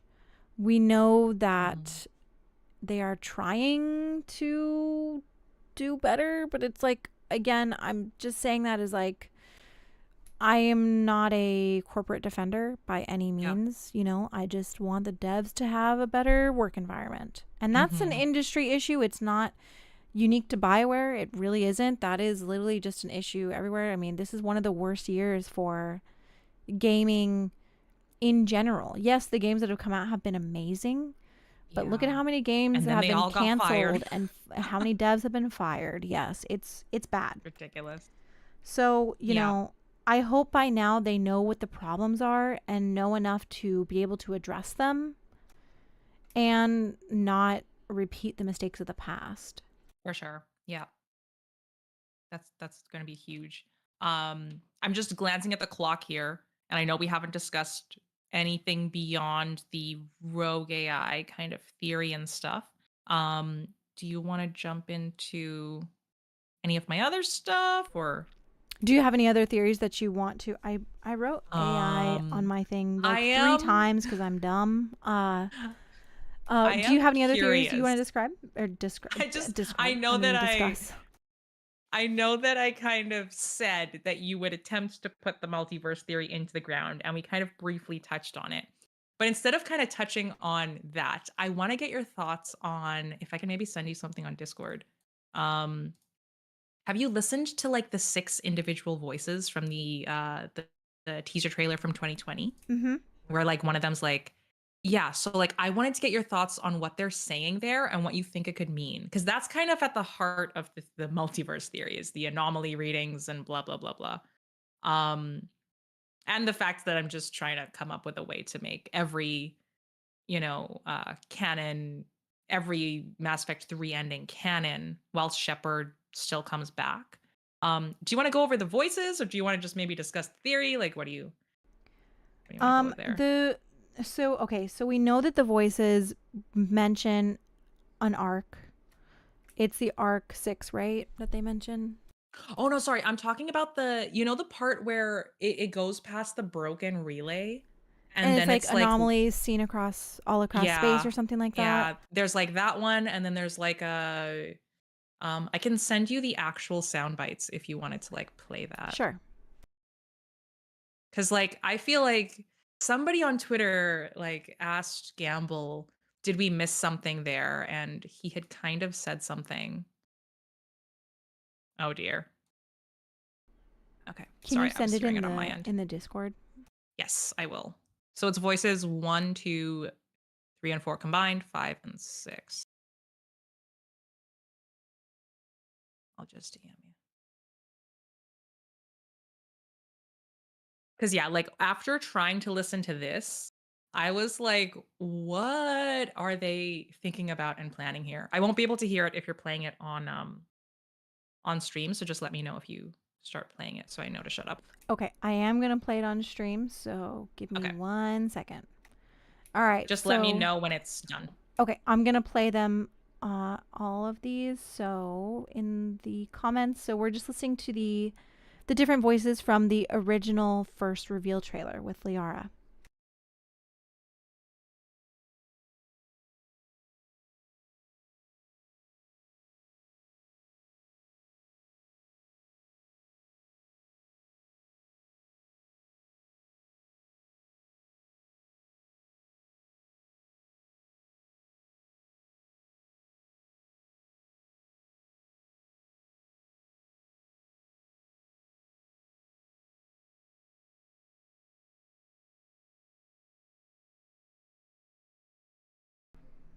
Okay. So, to me, I have interpreted this. Oops. I'm going to pull up the trailer. Oh, wait. People are saying no sound. Oh, they can't hear it? Oh, I muted. I'm stupid. Oh, yeah. I'll remain quiet. So, like, I think they won't get a double me voice. Actually, I don't know how to make it so that they can listen to it. I think you just have to unmute desktop audio. And then as long as we don't talk, they won't get a double version of us. Okay. Let me try that then. We're working on it, gang.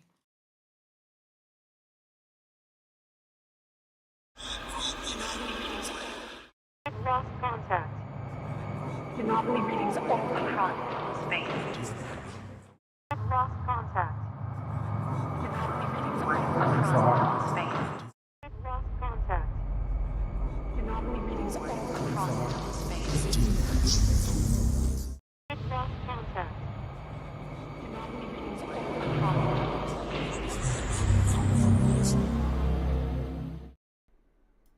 Okay, did I do it? Did you guys hear that? Okay, I think okay, they did hear it. Okay, so for this specific line here, I think that when I hear this, especially the anomaly readings all across space, I'm immediately brought to the dark energy theories and kind of that entire storyline. And also the clip where we see the like relay looking thing with the effects that go across the screen. Okay, wait. I think I might have accidentally. I tried muting, and I think I might have deafened. Oh. So I totally missed everything you just said.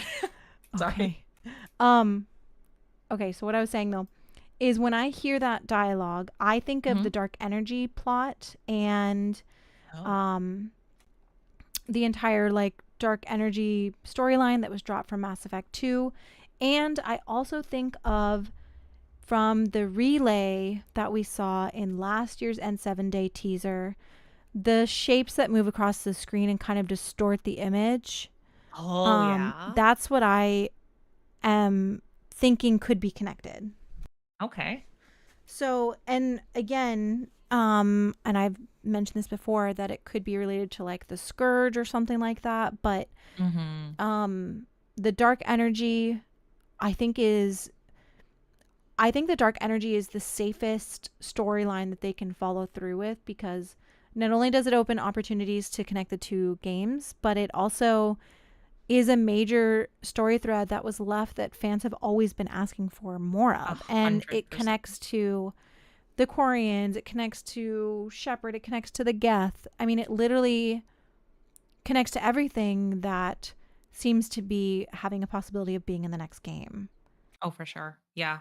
I'm seeing your thing on delay. So I just saw like in the trailer the part where it goes like through that broken relay, and then it randomly like it looks like we're going from one place to another. Like I don't know if you remember in Andromeda, whenever you kind of pop out of like FTL or whatever the heck the system is on the Tempest, it kind of looks like that. It kind of looks like you just went from one place to another place. That's what that part reminds me of in the trailer, which makes me think that it could be a little bit like we just went from one place that we weren't to another place. Yeah, I'm just seeing it again here. Um, yeah, I don't know. Like, I don't know if it's as simple as, we're just popping over to go see Alkera. And also I'm convinced that the planet is Alkera, but I mean, that's just another thing that I'm absolutely convinced of. Because I don't see a reason why they would show us the moons and have it be like super icy and blizzardy and then showing us like an N7. Like I looked at every single planet in the Milky Way and none of them listed 3 moons. I think I also had a theory where I thought it was Alkera, but there's one problem with that. If I remember correctly, Alchera, I don't know if it's Alchera or Alkera, whatever. I don't know either. I've been saying Alchera, but I don't. Okay, we could do either. If I remember correctly, and I am going to pull it up here in a second, but if I remember correctly, its atmosphere is made of ammonia, and Liara doesn't have a face mask on.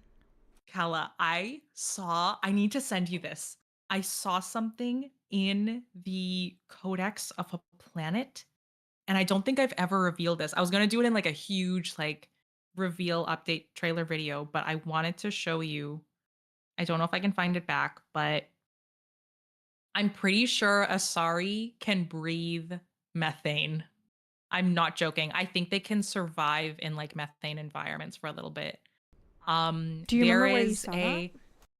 It was literally I took a screenshot. It might be on my HDD, unfortunately, but it was a planet in Mass Effect 3 in the games, and it said, in the Asari one of the Asari planets, it literally said, the planet had a methane atmosphere, but that was fine for Asari. Like, it literally Interesting. said that, and Yeah, I I'll was have to look that shocked. up. I believe you.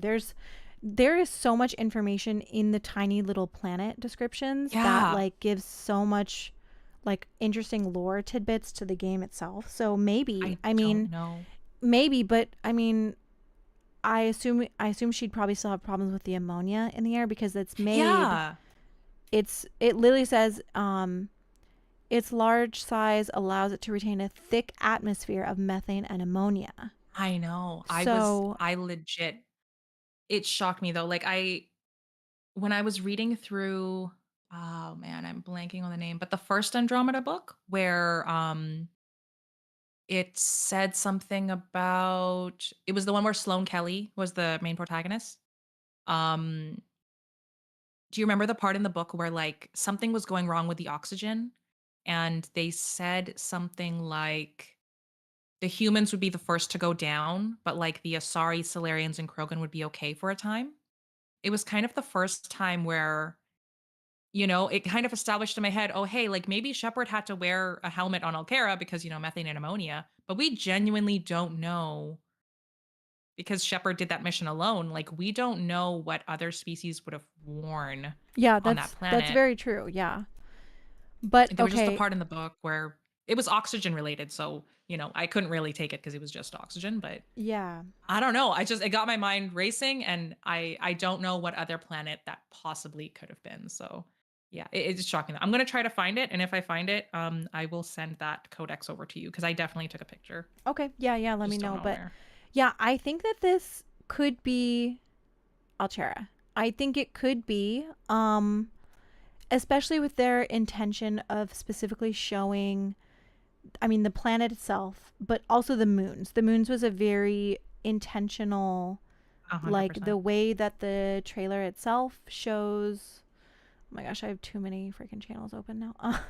um like when we are pulling up to the when Liara, which I think is Liara, is flying up to the planet, we see one, two, three. So we see the three moons Yep. here, and yeah, I mean it could be there's like one behind there. I mean it could also be a new planet. Yeah, no, a They hundred have percent. really It could be done anything. I'm yeah, just convinced. they've really done a very good job of and it's a good job, but it's also frustrating. But they've done a good job of being like, hey, this thing looks like that thing that you know, but it could not Yeah. be. Yeah. It's so It's so irritating. It's so frustrating. frustrating. I'm like, oh man. But And so yeah, and you have to think like with the Reaper being there that this is the, Milky Way galaxy. So obviously 100%. you Yeah. have to think it's like somewhere that we've been or are familiar with or can even look up in the codex. Yeah. So again, Yeah. they're doing just enough teasing. They're like dangling a little carrot and they're like, Yeah. "Hoo, it's so close to what you know or Yeah. not." Okay, what do you think about And I am this? literally.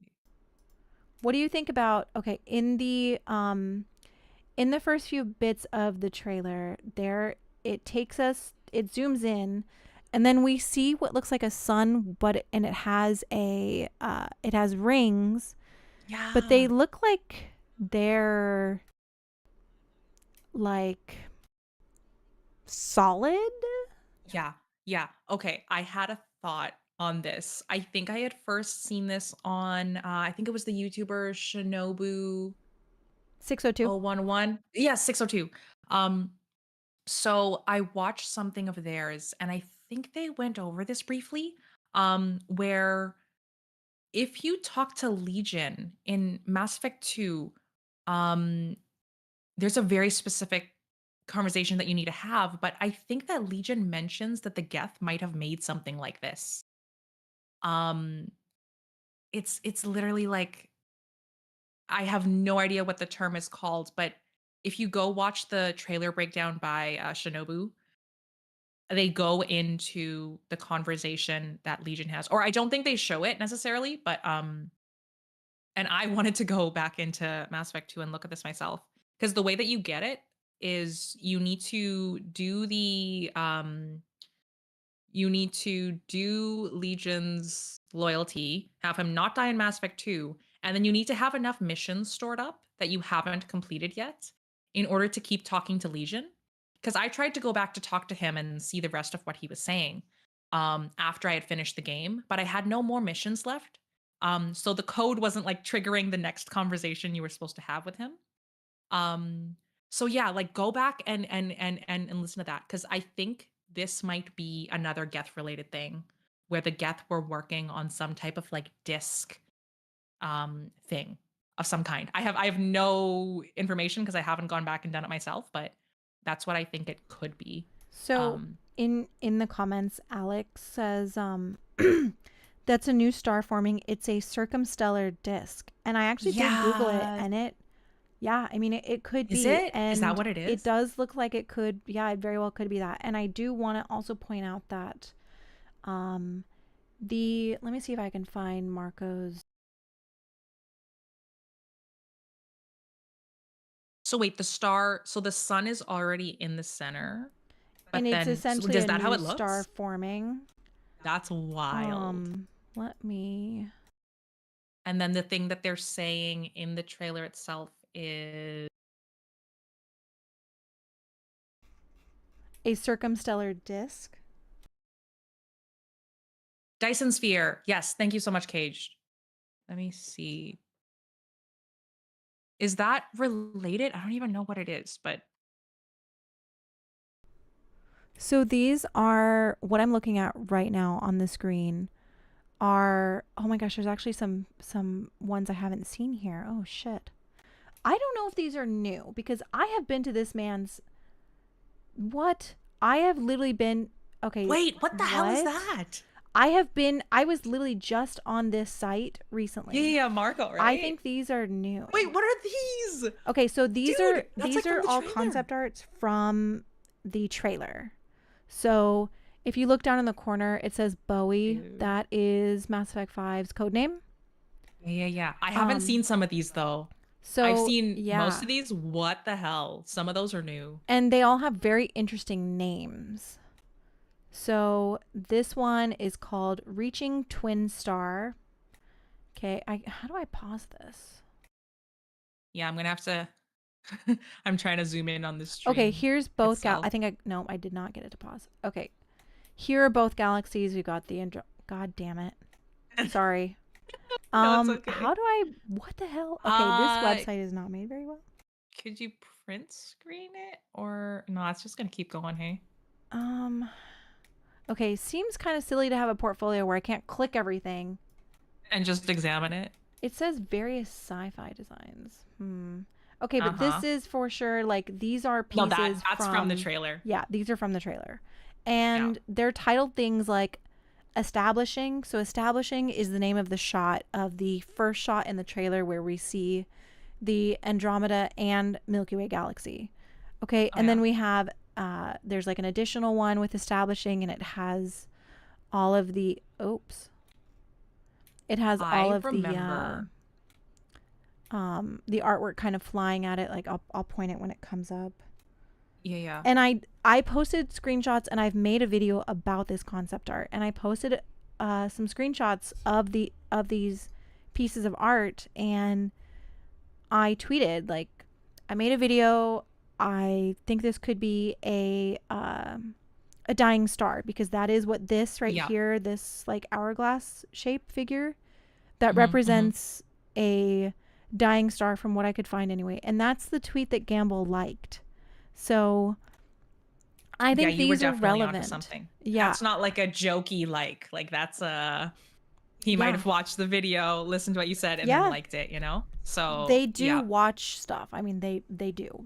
They absolutely do. Oh man, I hope they haven't watched any of my stuff. So unhinged. So I mean, I'm sure they have. I mean, they, you know, and so I've seen some of them like leave comments or join streams or whatever. I don't know how much they do of it in like the early stages, because I think they're supposed to like keep their ideas like not like influenced by fans or something like that. But these are just very interesting pieces of concept art. Like, you can tell that they were, it says approaching planet. What is that red thing? Like, these, I don't know. Yeah. I wish I could get this. Oh, maybe, maybe on his art station. I think I've seen, Or yeah, the Behance. non-moving ones potentially on the thing.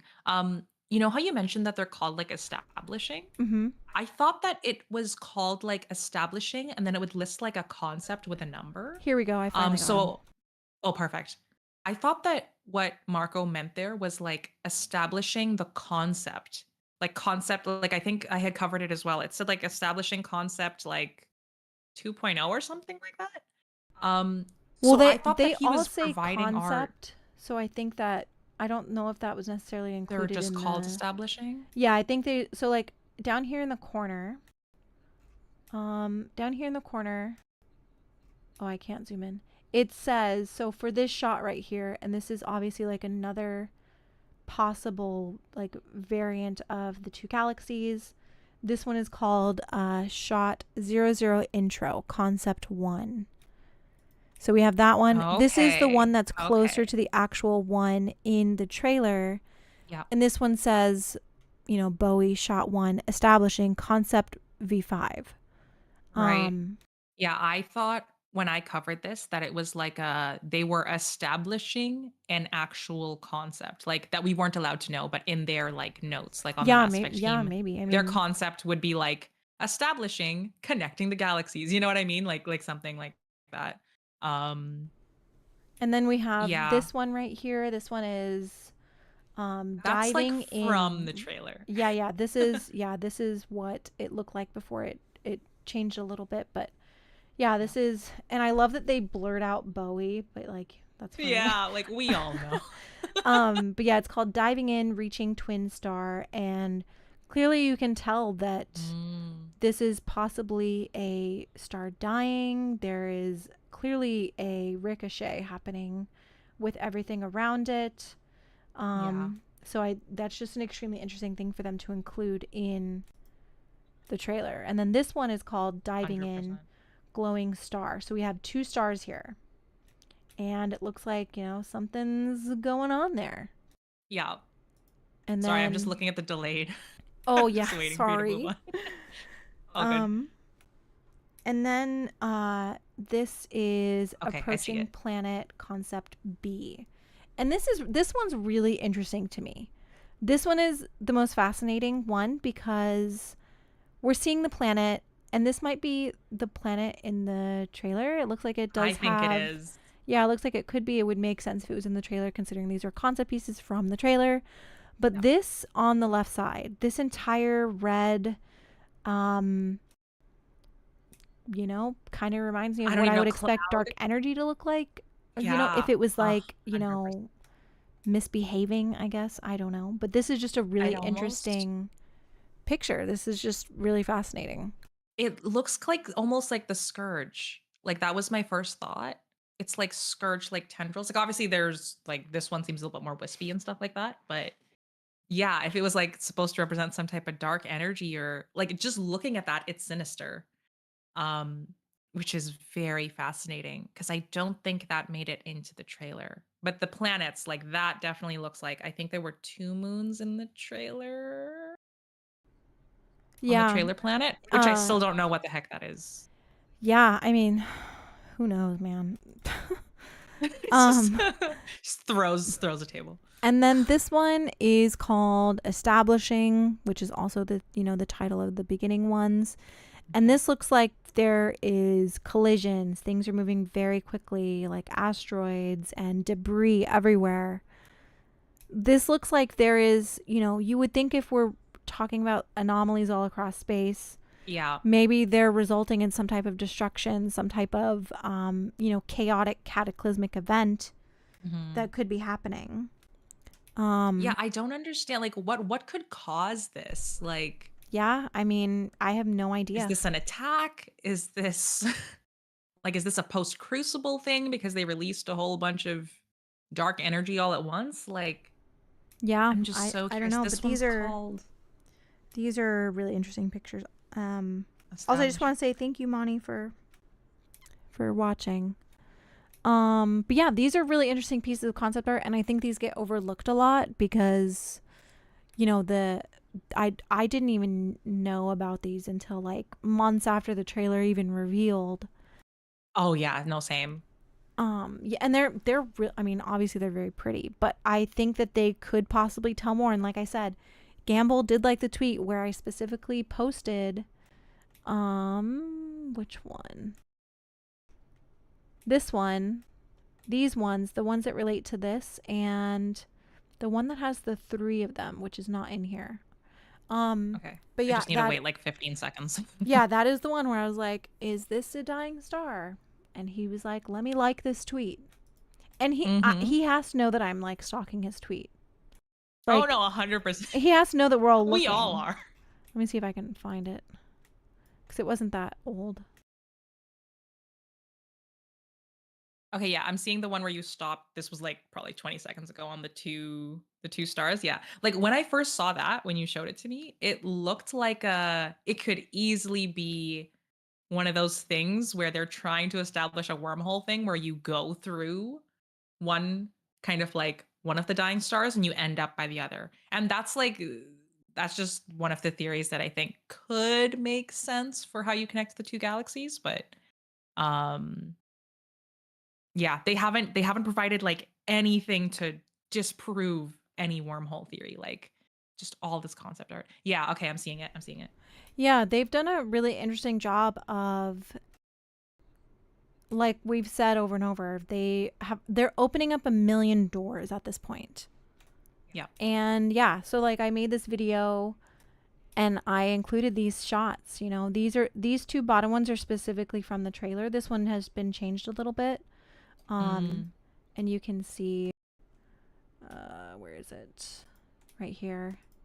So you can see the hourglass shape here. It's been changed so it doesn't look exactly like that anymore. It's more of like a yeah. kind of like a spider looking thing. But yeah, and that's why I was like, you know, I feel like we have to be moving back towards dark energy, dying Yeah, stars that could be connected to the anomalies all across space. definitely. So yeah, I mean, there's possibilities here. Wait, Caged also said Alderson disc. Why is that ringing a bell? But also, I wanted to look into the Dyson sphere thing because I feel like that's what Oh yeah, let me Google Legion that. was talking about. So, a Dyson sphere is a hypothetical megastructure that encompasses a star and captures a large percentage of its solar output. Apparently, it's just like a thought experiment. But like, if that's what the Geth were doing, and we know that they've hinted at like the Geth doing like being major part of the next game, what if that weird thing that we're seeing in that thing is like the Dyson sphere Okay, but that's tell me a trying to Dyson like, sphere is not the exact same thing as Meridian. oh my goodness, dude. Yeah. Is that what it is? Well, I don't think that that's what it is, but the concept of a Dyson sphere is Yeah. basically Meridian. Holy crap. I think you might be right. But wait, hang on. I really need to replay this game. I just don't have like any knowledge about like anything on Meridian and stuff like that. But if that's a Dyson sphere, and the Geth were working on a Dyson sphere. But wait, then yeah, if what you said is the Dyson sphere, then maybe that kind of I'm thinking of the thing in the trailer being like an accretion disk of some kind. I don't know though. So I'm kind of leaning towards what the um one of the chatters said where it was like a star forming. But the sun kind of looks like it's already intact, you know? So maybe it's not a star forming. Yeah. Are you looking at Alderson Again, disk? What do you like think about this? Like what is that? which one? Oh, the one that I'm looking at. What's an Alderson disk? Yeah. Um so Caged said it in chat, and an Alderson disk is a hypothetical artificial astronomical megastructure. So basically, it's like a giant platter with a thickness of 7,000 miles. I don't That know checks out. if it's something that's real, but it is. I mean, It there's a does. It bunch looks of like it's similar to a Dyson sphere. But it's more like a a sci-fi concept, it looks like. Right. Okay. I mean, just looking from what I was seeing on your screen, it kind of looked like that's what it could be. Megastructure that is capable of supporting human life, similar to a Dyson sphere. There's a lot of energy involved. Like, yeah, I don't know, man. I'm leaning towards this thing being an Alderson disk then. Yeah, I think I'm leaning towards, oh gosh, what was said earlier? I have to scroll up through chat. The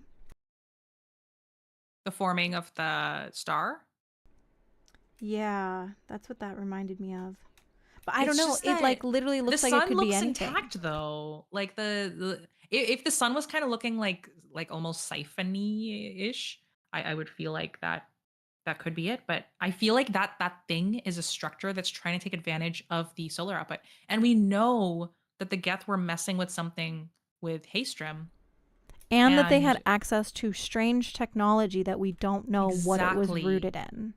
exactly, which is why I'm leaning towards they kind of did something.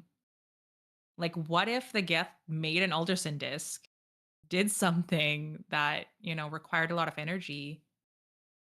And like, I don't know how we go from, that baby step to, and now they're wearing clothes, but like, I don't know, man. It feels like there's a separate faction of Geth that we're doing something that we don't know about. Yeah, maybe. I mean, the Geth weren't the stuff that was happening with Haystrom, Star, Dolan was just being investigated by the Geth, but Mm-hmm. they also at that time had put thousands of their units on Haystrom.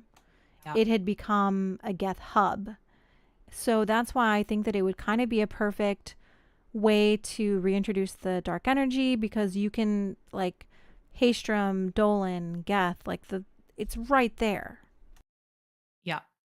100%. Like, oh man, I really want to go redo. I would have to do the entirety of Mass Effect 2 again just to hear what Legion said there, because if they're bringing in that stuff too, like they're clearly bringing in and bringing back the dark energy plot thread, I think and I so. feel like that would be a place to look. I think for sure. But, like we're all looking at these concepts like the Dyson sphere, That's Meridian, right? yeah, that's That you're Meridian. This is showing. the concept Okay. art. Um, like all of this, they have made a unique enough looking concept that it could literally be none of those things. Also, Yeah. I think No. that Yeah. you know, the Mass Effect, while rooted in a lot of science fi, and a lot of Science sci-fi fi. scientific things, it very much creates its own science. So, this doesn't have to Mhm. mirror or reflect something from reality 100%. They can create something new or base it off of something or whatever. Yeah. I mean, that's part of the fun of Mass Effect too. Like, it doesn't all have to be real. Like, we know For Mass sure. Effects, like Mass Effect fields and Mass Effect relays and Mass Effect toothbrushes. Those aren't real, but they're cool. Yeah. Yeah. Something I also wanted to bring up was it felt like between the trilogy versus Andromeda, that Andromeda was a lot more trying to be like almost correct with its science, and like was a lot more scientific. Like we had our weird tool thingy that blanking, like the SAM thing that we could look at anything with. It felt like they spent a lot of time, really outlining the world and trying to make it more accurate towards what like like sci-fi things would do. So do you think they're going to go forward with that and kind of push more like Okay. science-y style things, or do you think they'll kind of take a step back and move back towards the trilogy where um it's not as accurate, I guess. It's more See, far-fetched. I think that they have to. I feel like that can really either go two directions. But if they're going the direction of like, hey, We're going to do wormholes or, time dilation. Yeah. Those are concepts that already exist and they need to, it's not like a Mass Effect field. Like, it's not like, Yeah. Those are concepts that already exist and have existed in other media. So I think if they go that route, which personally I'm not the hugest fan of, but if they do go that route, they will have to root some of it in science for it to be believable. Because, part of the thing about the Geth mass or the telescope is that a lot of people were like, the science behind this doesn't make any sense. And Yeah. I'm not a scientist. I don't know. I just read the pages on a book. So I have Yeah. no idea. But apparently that upset a lot of people. I saw a bunch of threads about it on like Reddit and the forums and whatever. So I think that there is a portion of the fan base that expects Mass Effect to have some make it make sense type of yeah, thing. like some it can't be root completely in reality. right. Yeah. And I would Yeah, like that for them definitely makes sense. to stick with that. I think that's part of the fun is that Mass Effect feels so relatable because it's like It could happen. yeah, it's like could potentially be our future. Yeah. I think that's what they said in one of the early concepts, right? I don't know if I'm projecting that. Oh no, wait, you know what? I'm thinking of Lord of the Rings. Never mind. I literally watched Lord of the Rings and they were like, "Oh yeah, the Lord of the Rings could have been like the past." And like we're in the future now. But anyway, and I one of the things, sorry, go ahead. Oh, I was just going to say I think that Mass Effect is very much sci-fi fantasy where it's like, yeah, you have it rooted in science, but like there is a fantasy aspect to it. Like that's very obvious. So they can I mean, look at there's Star room Child. to play with. Yeah. Yeah. Oh, It's like God. that is I don't not want sci-fi. to. We'll just pretend Star Child just doesn't exist. Yeet him into the crucible. Oh man. Yeah. And yeah. So yeah. But yeah, I think that they can really do anything, but they still need to have like one foot in reality. Yeah. No, definitely. I think that like because I'm just glancing at the clock here, making sure that I'm not going to be late. The one thing I wanted to touch on is in terms of timeline, what do you think is going to happen? Like, are you convinced it's going to be like 600 years ahead? Um, do you kind of subscribe to the whole like the 2190 potentially date that they did in the relay? Like, because Oh. I'm of the mindset, I am literally convinced that it's going to be 2190 because they've like, I was kind of on the fence and then they show Garrus. And I'm like, there's no way. Unless like I have seen theories where it's like, oh yeah, they said Arc 6 is away. Garrus went into cryo sleep and went to Andromeda. Like I'm convinced they're not going to touch Andromeda. Like Andromeda is going to come to the Milky Way, like the people that they want. But I'm convinced at 2190. But I wanted to hear your thoughts on it. I think that it is also going to be 2190. But Okay. See, I think that a lot of people think that this is my interpretation. I think that people think that we're going to have a major connection to Andromeda, but none of the concept art that we've seen could be from any locations in Andromeda. Andromeda was not like fully settled yet. The hubs that were created were very small. They were not like, that the piece of concept art that looks like Ilium, there is no way that oh my God, hold on, I gotta click through like 20 tabs. There is no way that is in Andromeda. This Ilium took the Asari. It was one of the earliest developed Asari colonies, and it took them years. Think about how long their lifespans are. It took them years to make Ilium what it was. And so there's no way that, unless this was like thousands of years in the future, that could be I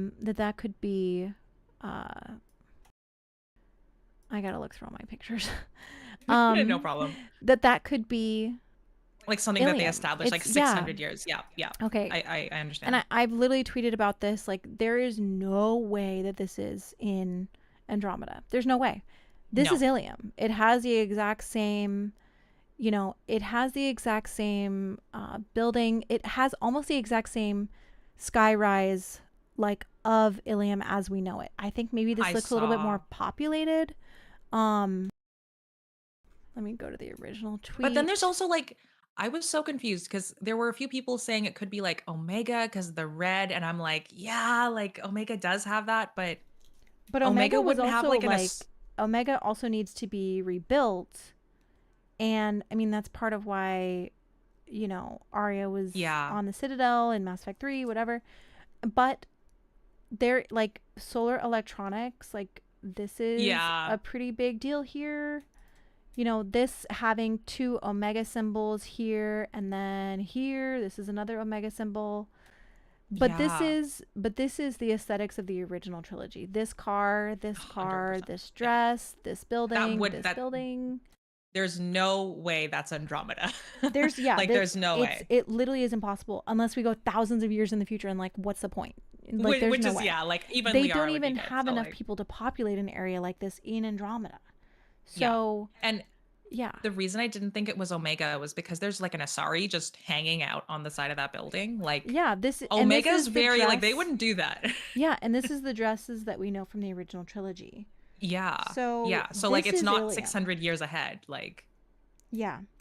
this is So something familiar. I think that but, like everything that they've given us though, yes, this is Ilium, but these two pieces of these two signs, yeah, these are from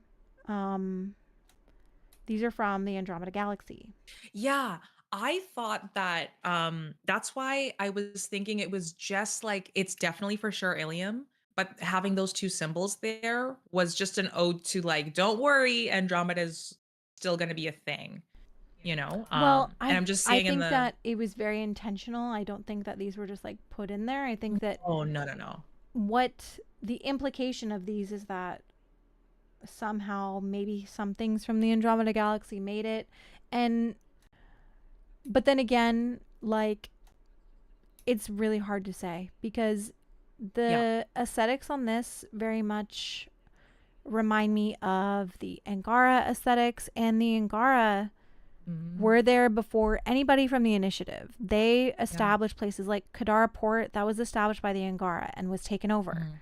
So when you're looking at aesthetics from Kadara Port, you have to think like that probably came from the Angara, not the Initiative, not Sloane Kelly. Yeah.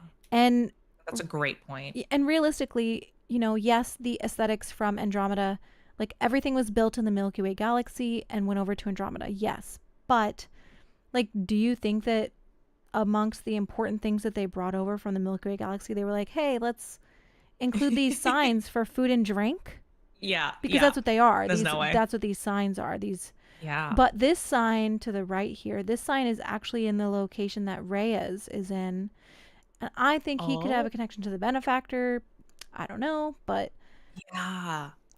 so yeah, Reyes, it's hard to say.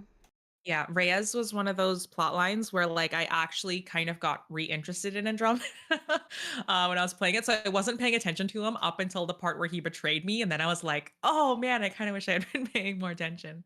But I'm also seeing a few people in the chat saying that it could be Thessia.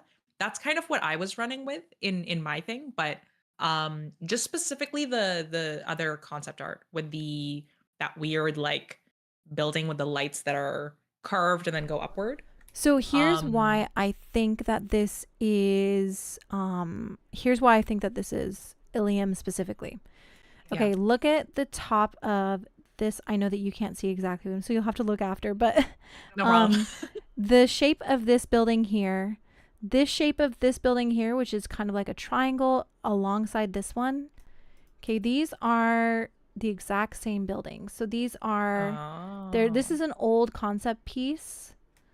And then these buildings right here. So you have this one, you have this one, like literally they're shaped the exact same. They have the same domes. Right.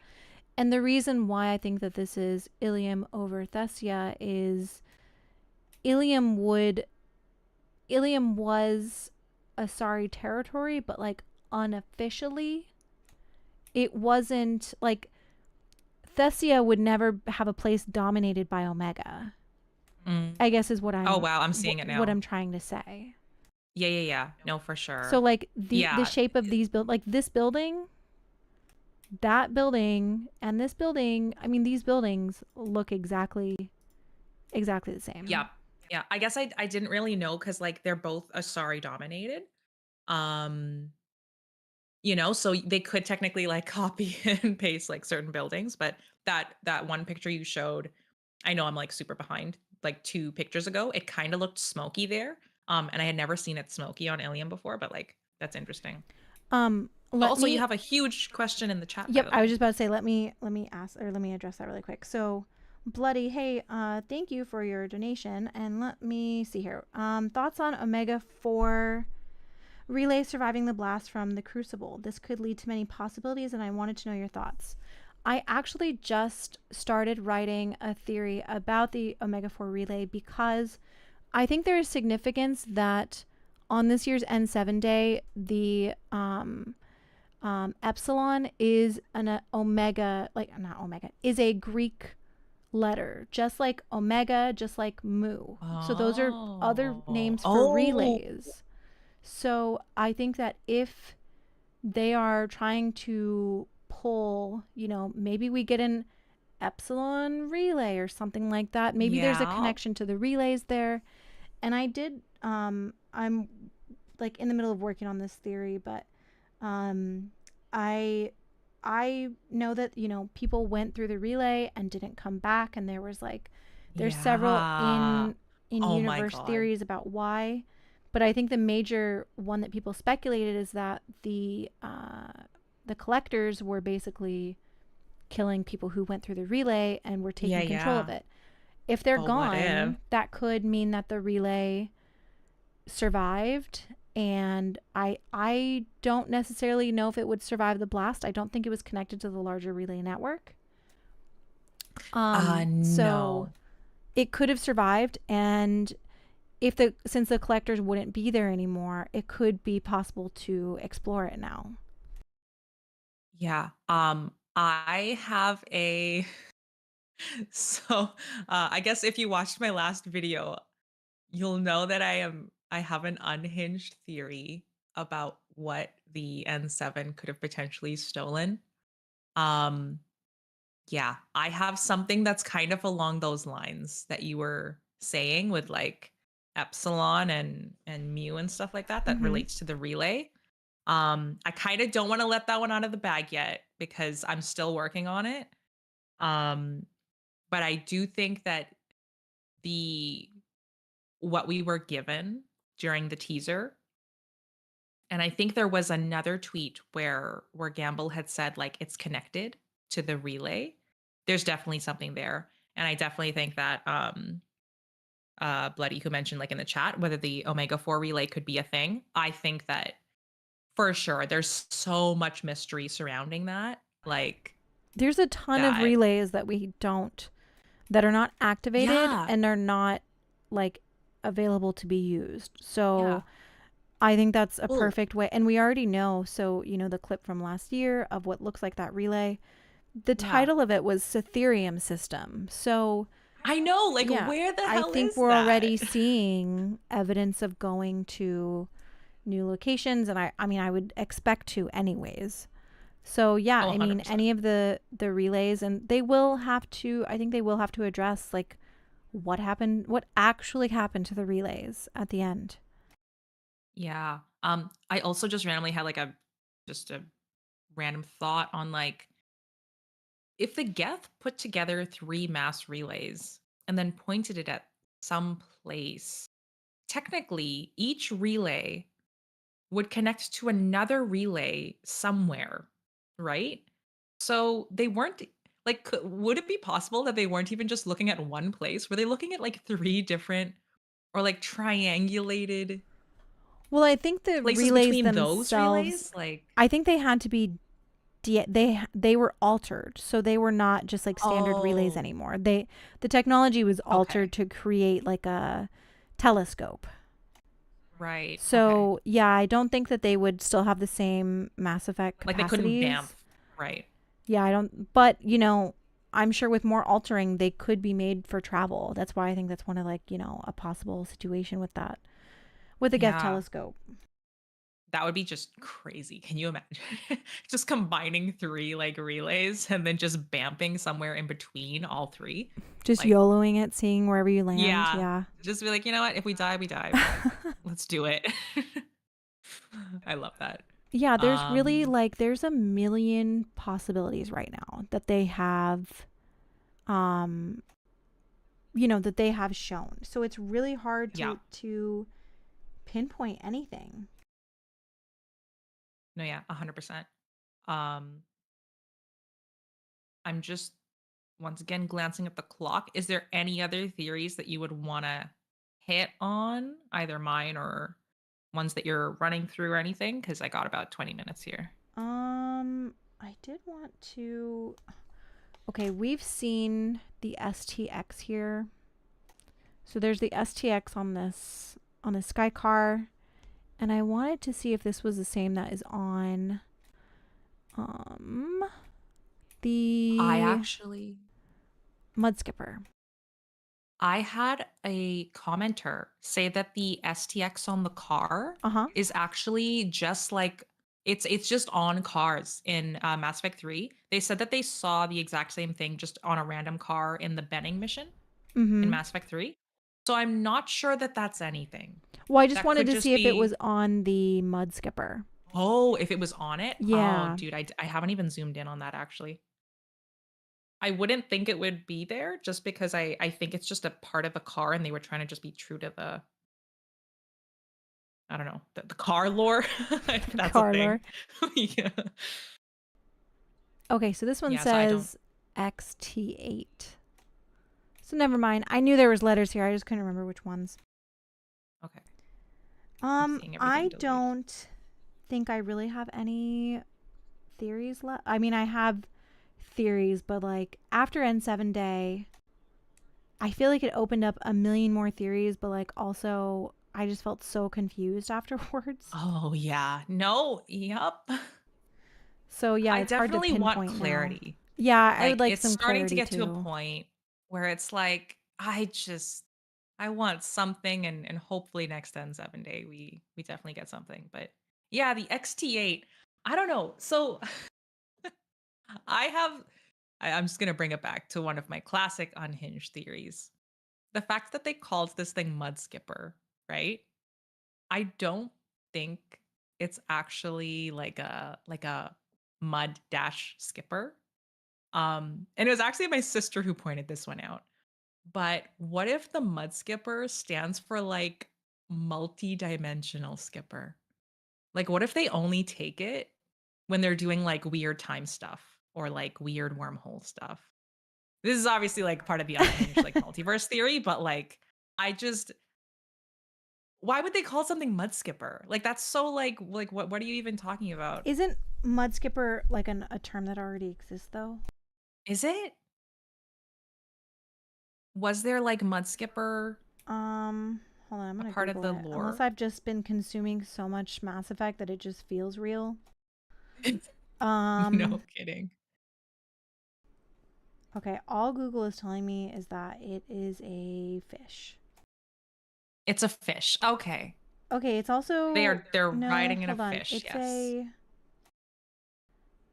It's a boat? I don't Oh, know. so they called it something like a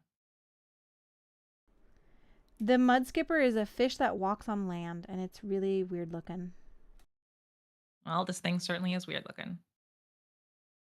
No, yeah, yeah, yeah. Okay, yeah, Fang. Fang, who's my sister in the chat. XT, extraterrestrial. Yeah, that was the other thing that she said. I was like, oh yeah, we're gonna go like all the places. And I Brian, love that. thank you for that. But yes, to quote Morden, too many theories, too much information, possibilities. So true. Oh my goodness It's too gracious. much. There's so much. It's like, and I feel like Oh, every I'm time seeing I it now. unlock like a new thread, there's like 20 more that open. Oh yeah. Well, it like you try to solve one question with an answer, and then that spawns 20 more questions. that you can't answer. Yeah, Because literally. we're just been given nothing. Oh my god, these guys are kind of cute. They're They weird are kind of looking, cute. but they're Oh no, cute. look at the one on the far right. Oh my It's so god. adorable. Its mouth open. See, now They're why didn't they use adorable. this design for it? Like, This is so funny, actually. They're really funny. oh no. Okay, well, Why would they call it after this thing though? I'm so confused. well, they're known to, they're the fish that walk on land. Oh, So okay. I guess it makes sense. Maybe Eh. it goes underwater. Oh, Maybe we're gonna be okay. going underwater. Yeah, like maybe maybe that it's like a picture of the path to remnant stuff exploration. it has water area that's explorable. No, I don't know. Kala, don't even voice that. I will make Yeah, an we're entire getting video. too weird with it. I think it's time to wrap it up. It's time. Oh my god, can you imagine if that was underwater? I would lose my mind. Thank you That's so much, awesome. everybody, though, for for watching, and especially because we've been streaming for almost 3 hours. So thank you Yeah, so much. We will definitely do this again. I don't think that we're going to 100%. really get anything until N7 Day, but maybe if we get something for the Game Awards, or if they ever announce that TV show that is Oh rumored, my goodness, maybe we can do dude. another thing about that too. That would be absolutely awesome. Yeah, I was debating maybe live streaming the Game Awards, but I'm not sure if anything's gonna happen. Yeah, I don't know if I Um, would. I'll be watching it, but like I don't think I'm gonna stream it. Yeah. I don't know. If I decide to stream it, I might shoot you an invite or something like that. But Alrighty, well that yeah, sounds it's gonna good. be awesome. Again, thank you everybody, Yeah, thanks and guys. This was so much fun. until next time, and thank you Atharia for coming. This was fun. I Yes, love talking literally about this stuff. anytime. I could do it for 3 more hours. So. Oh no, same. Absolutely same. If I didn't have an appointment after, I would be like, yeah, let's just keep going. All right, thank you everybody. Have a good day. Bye, guys.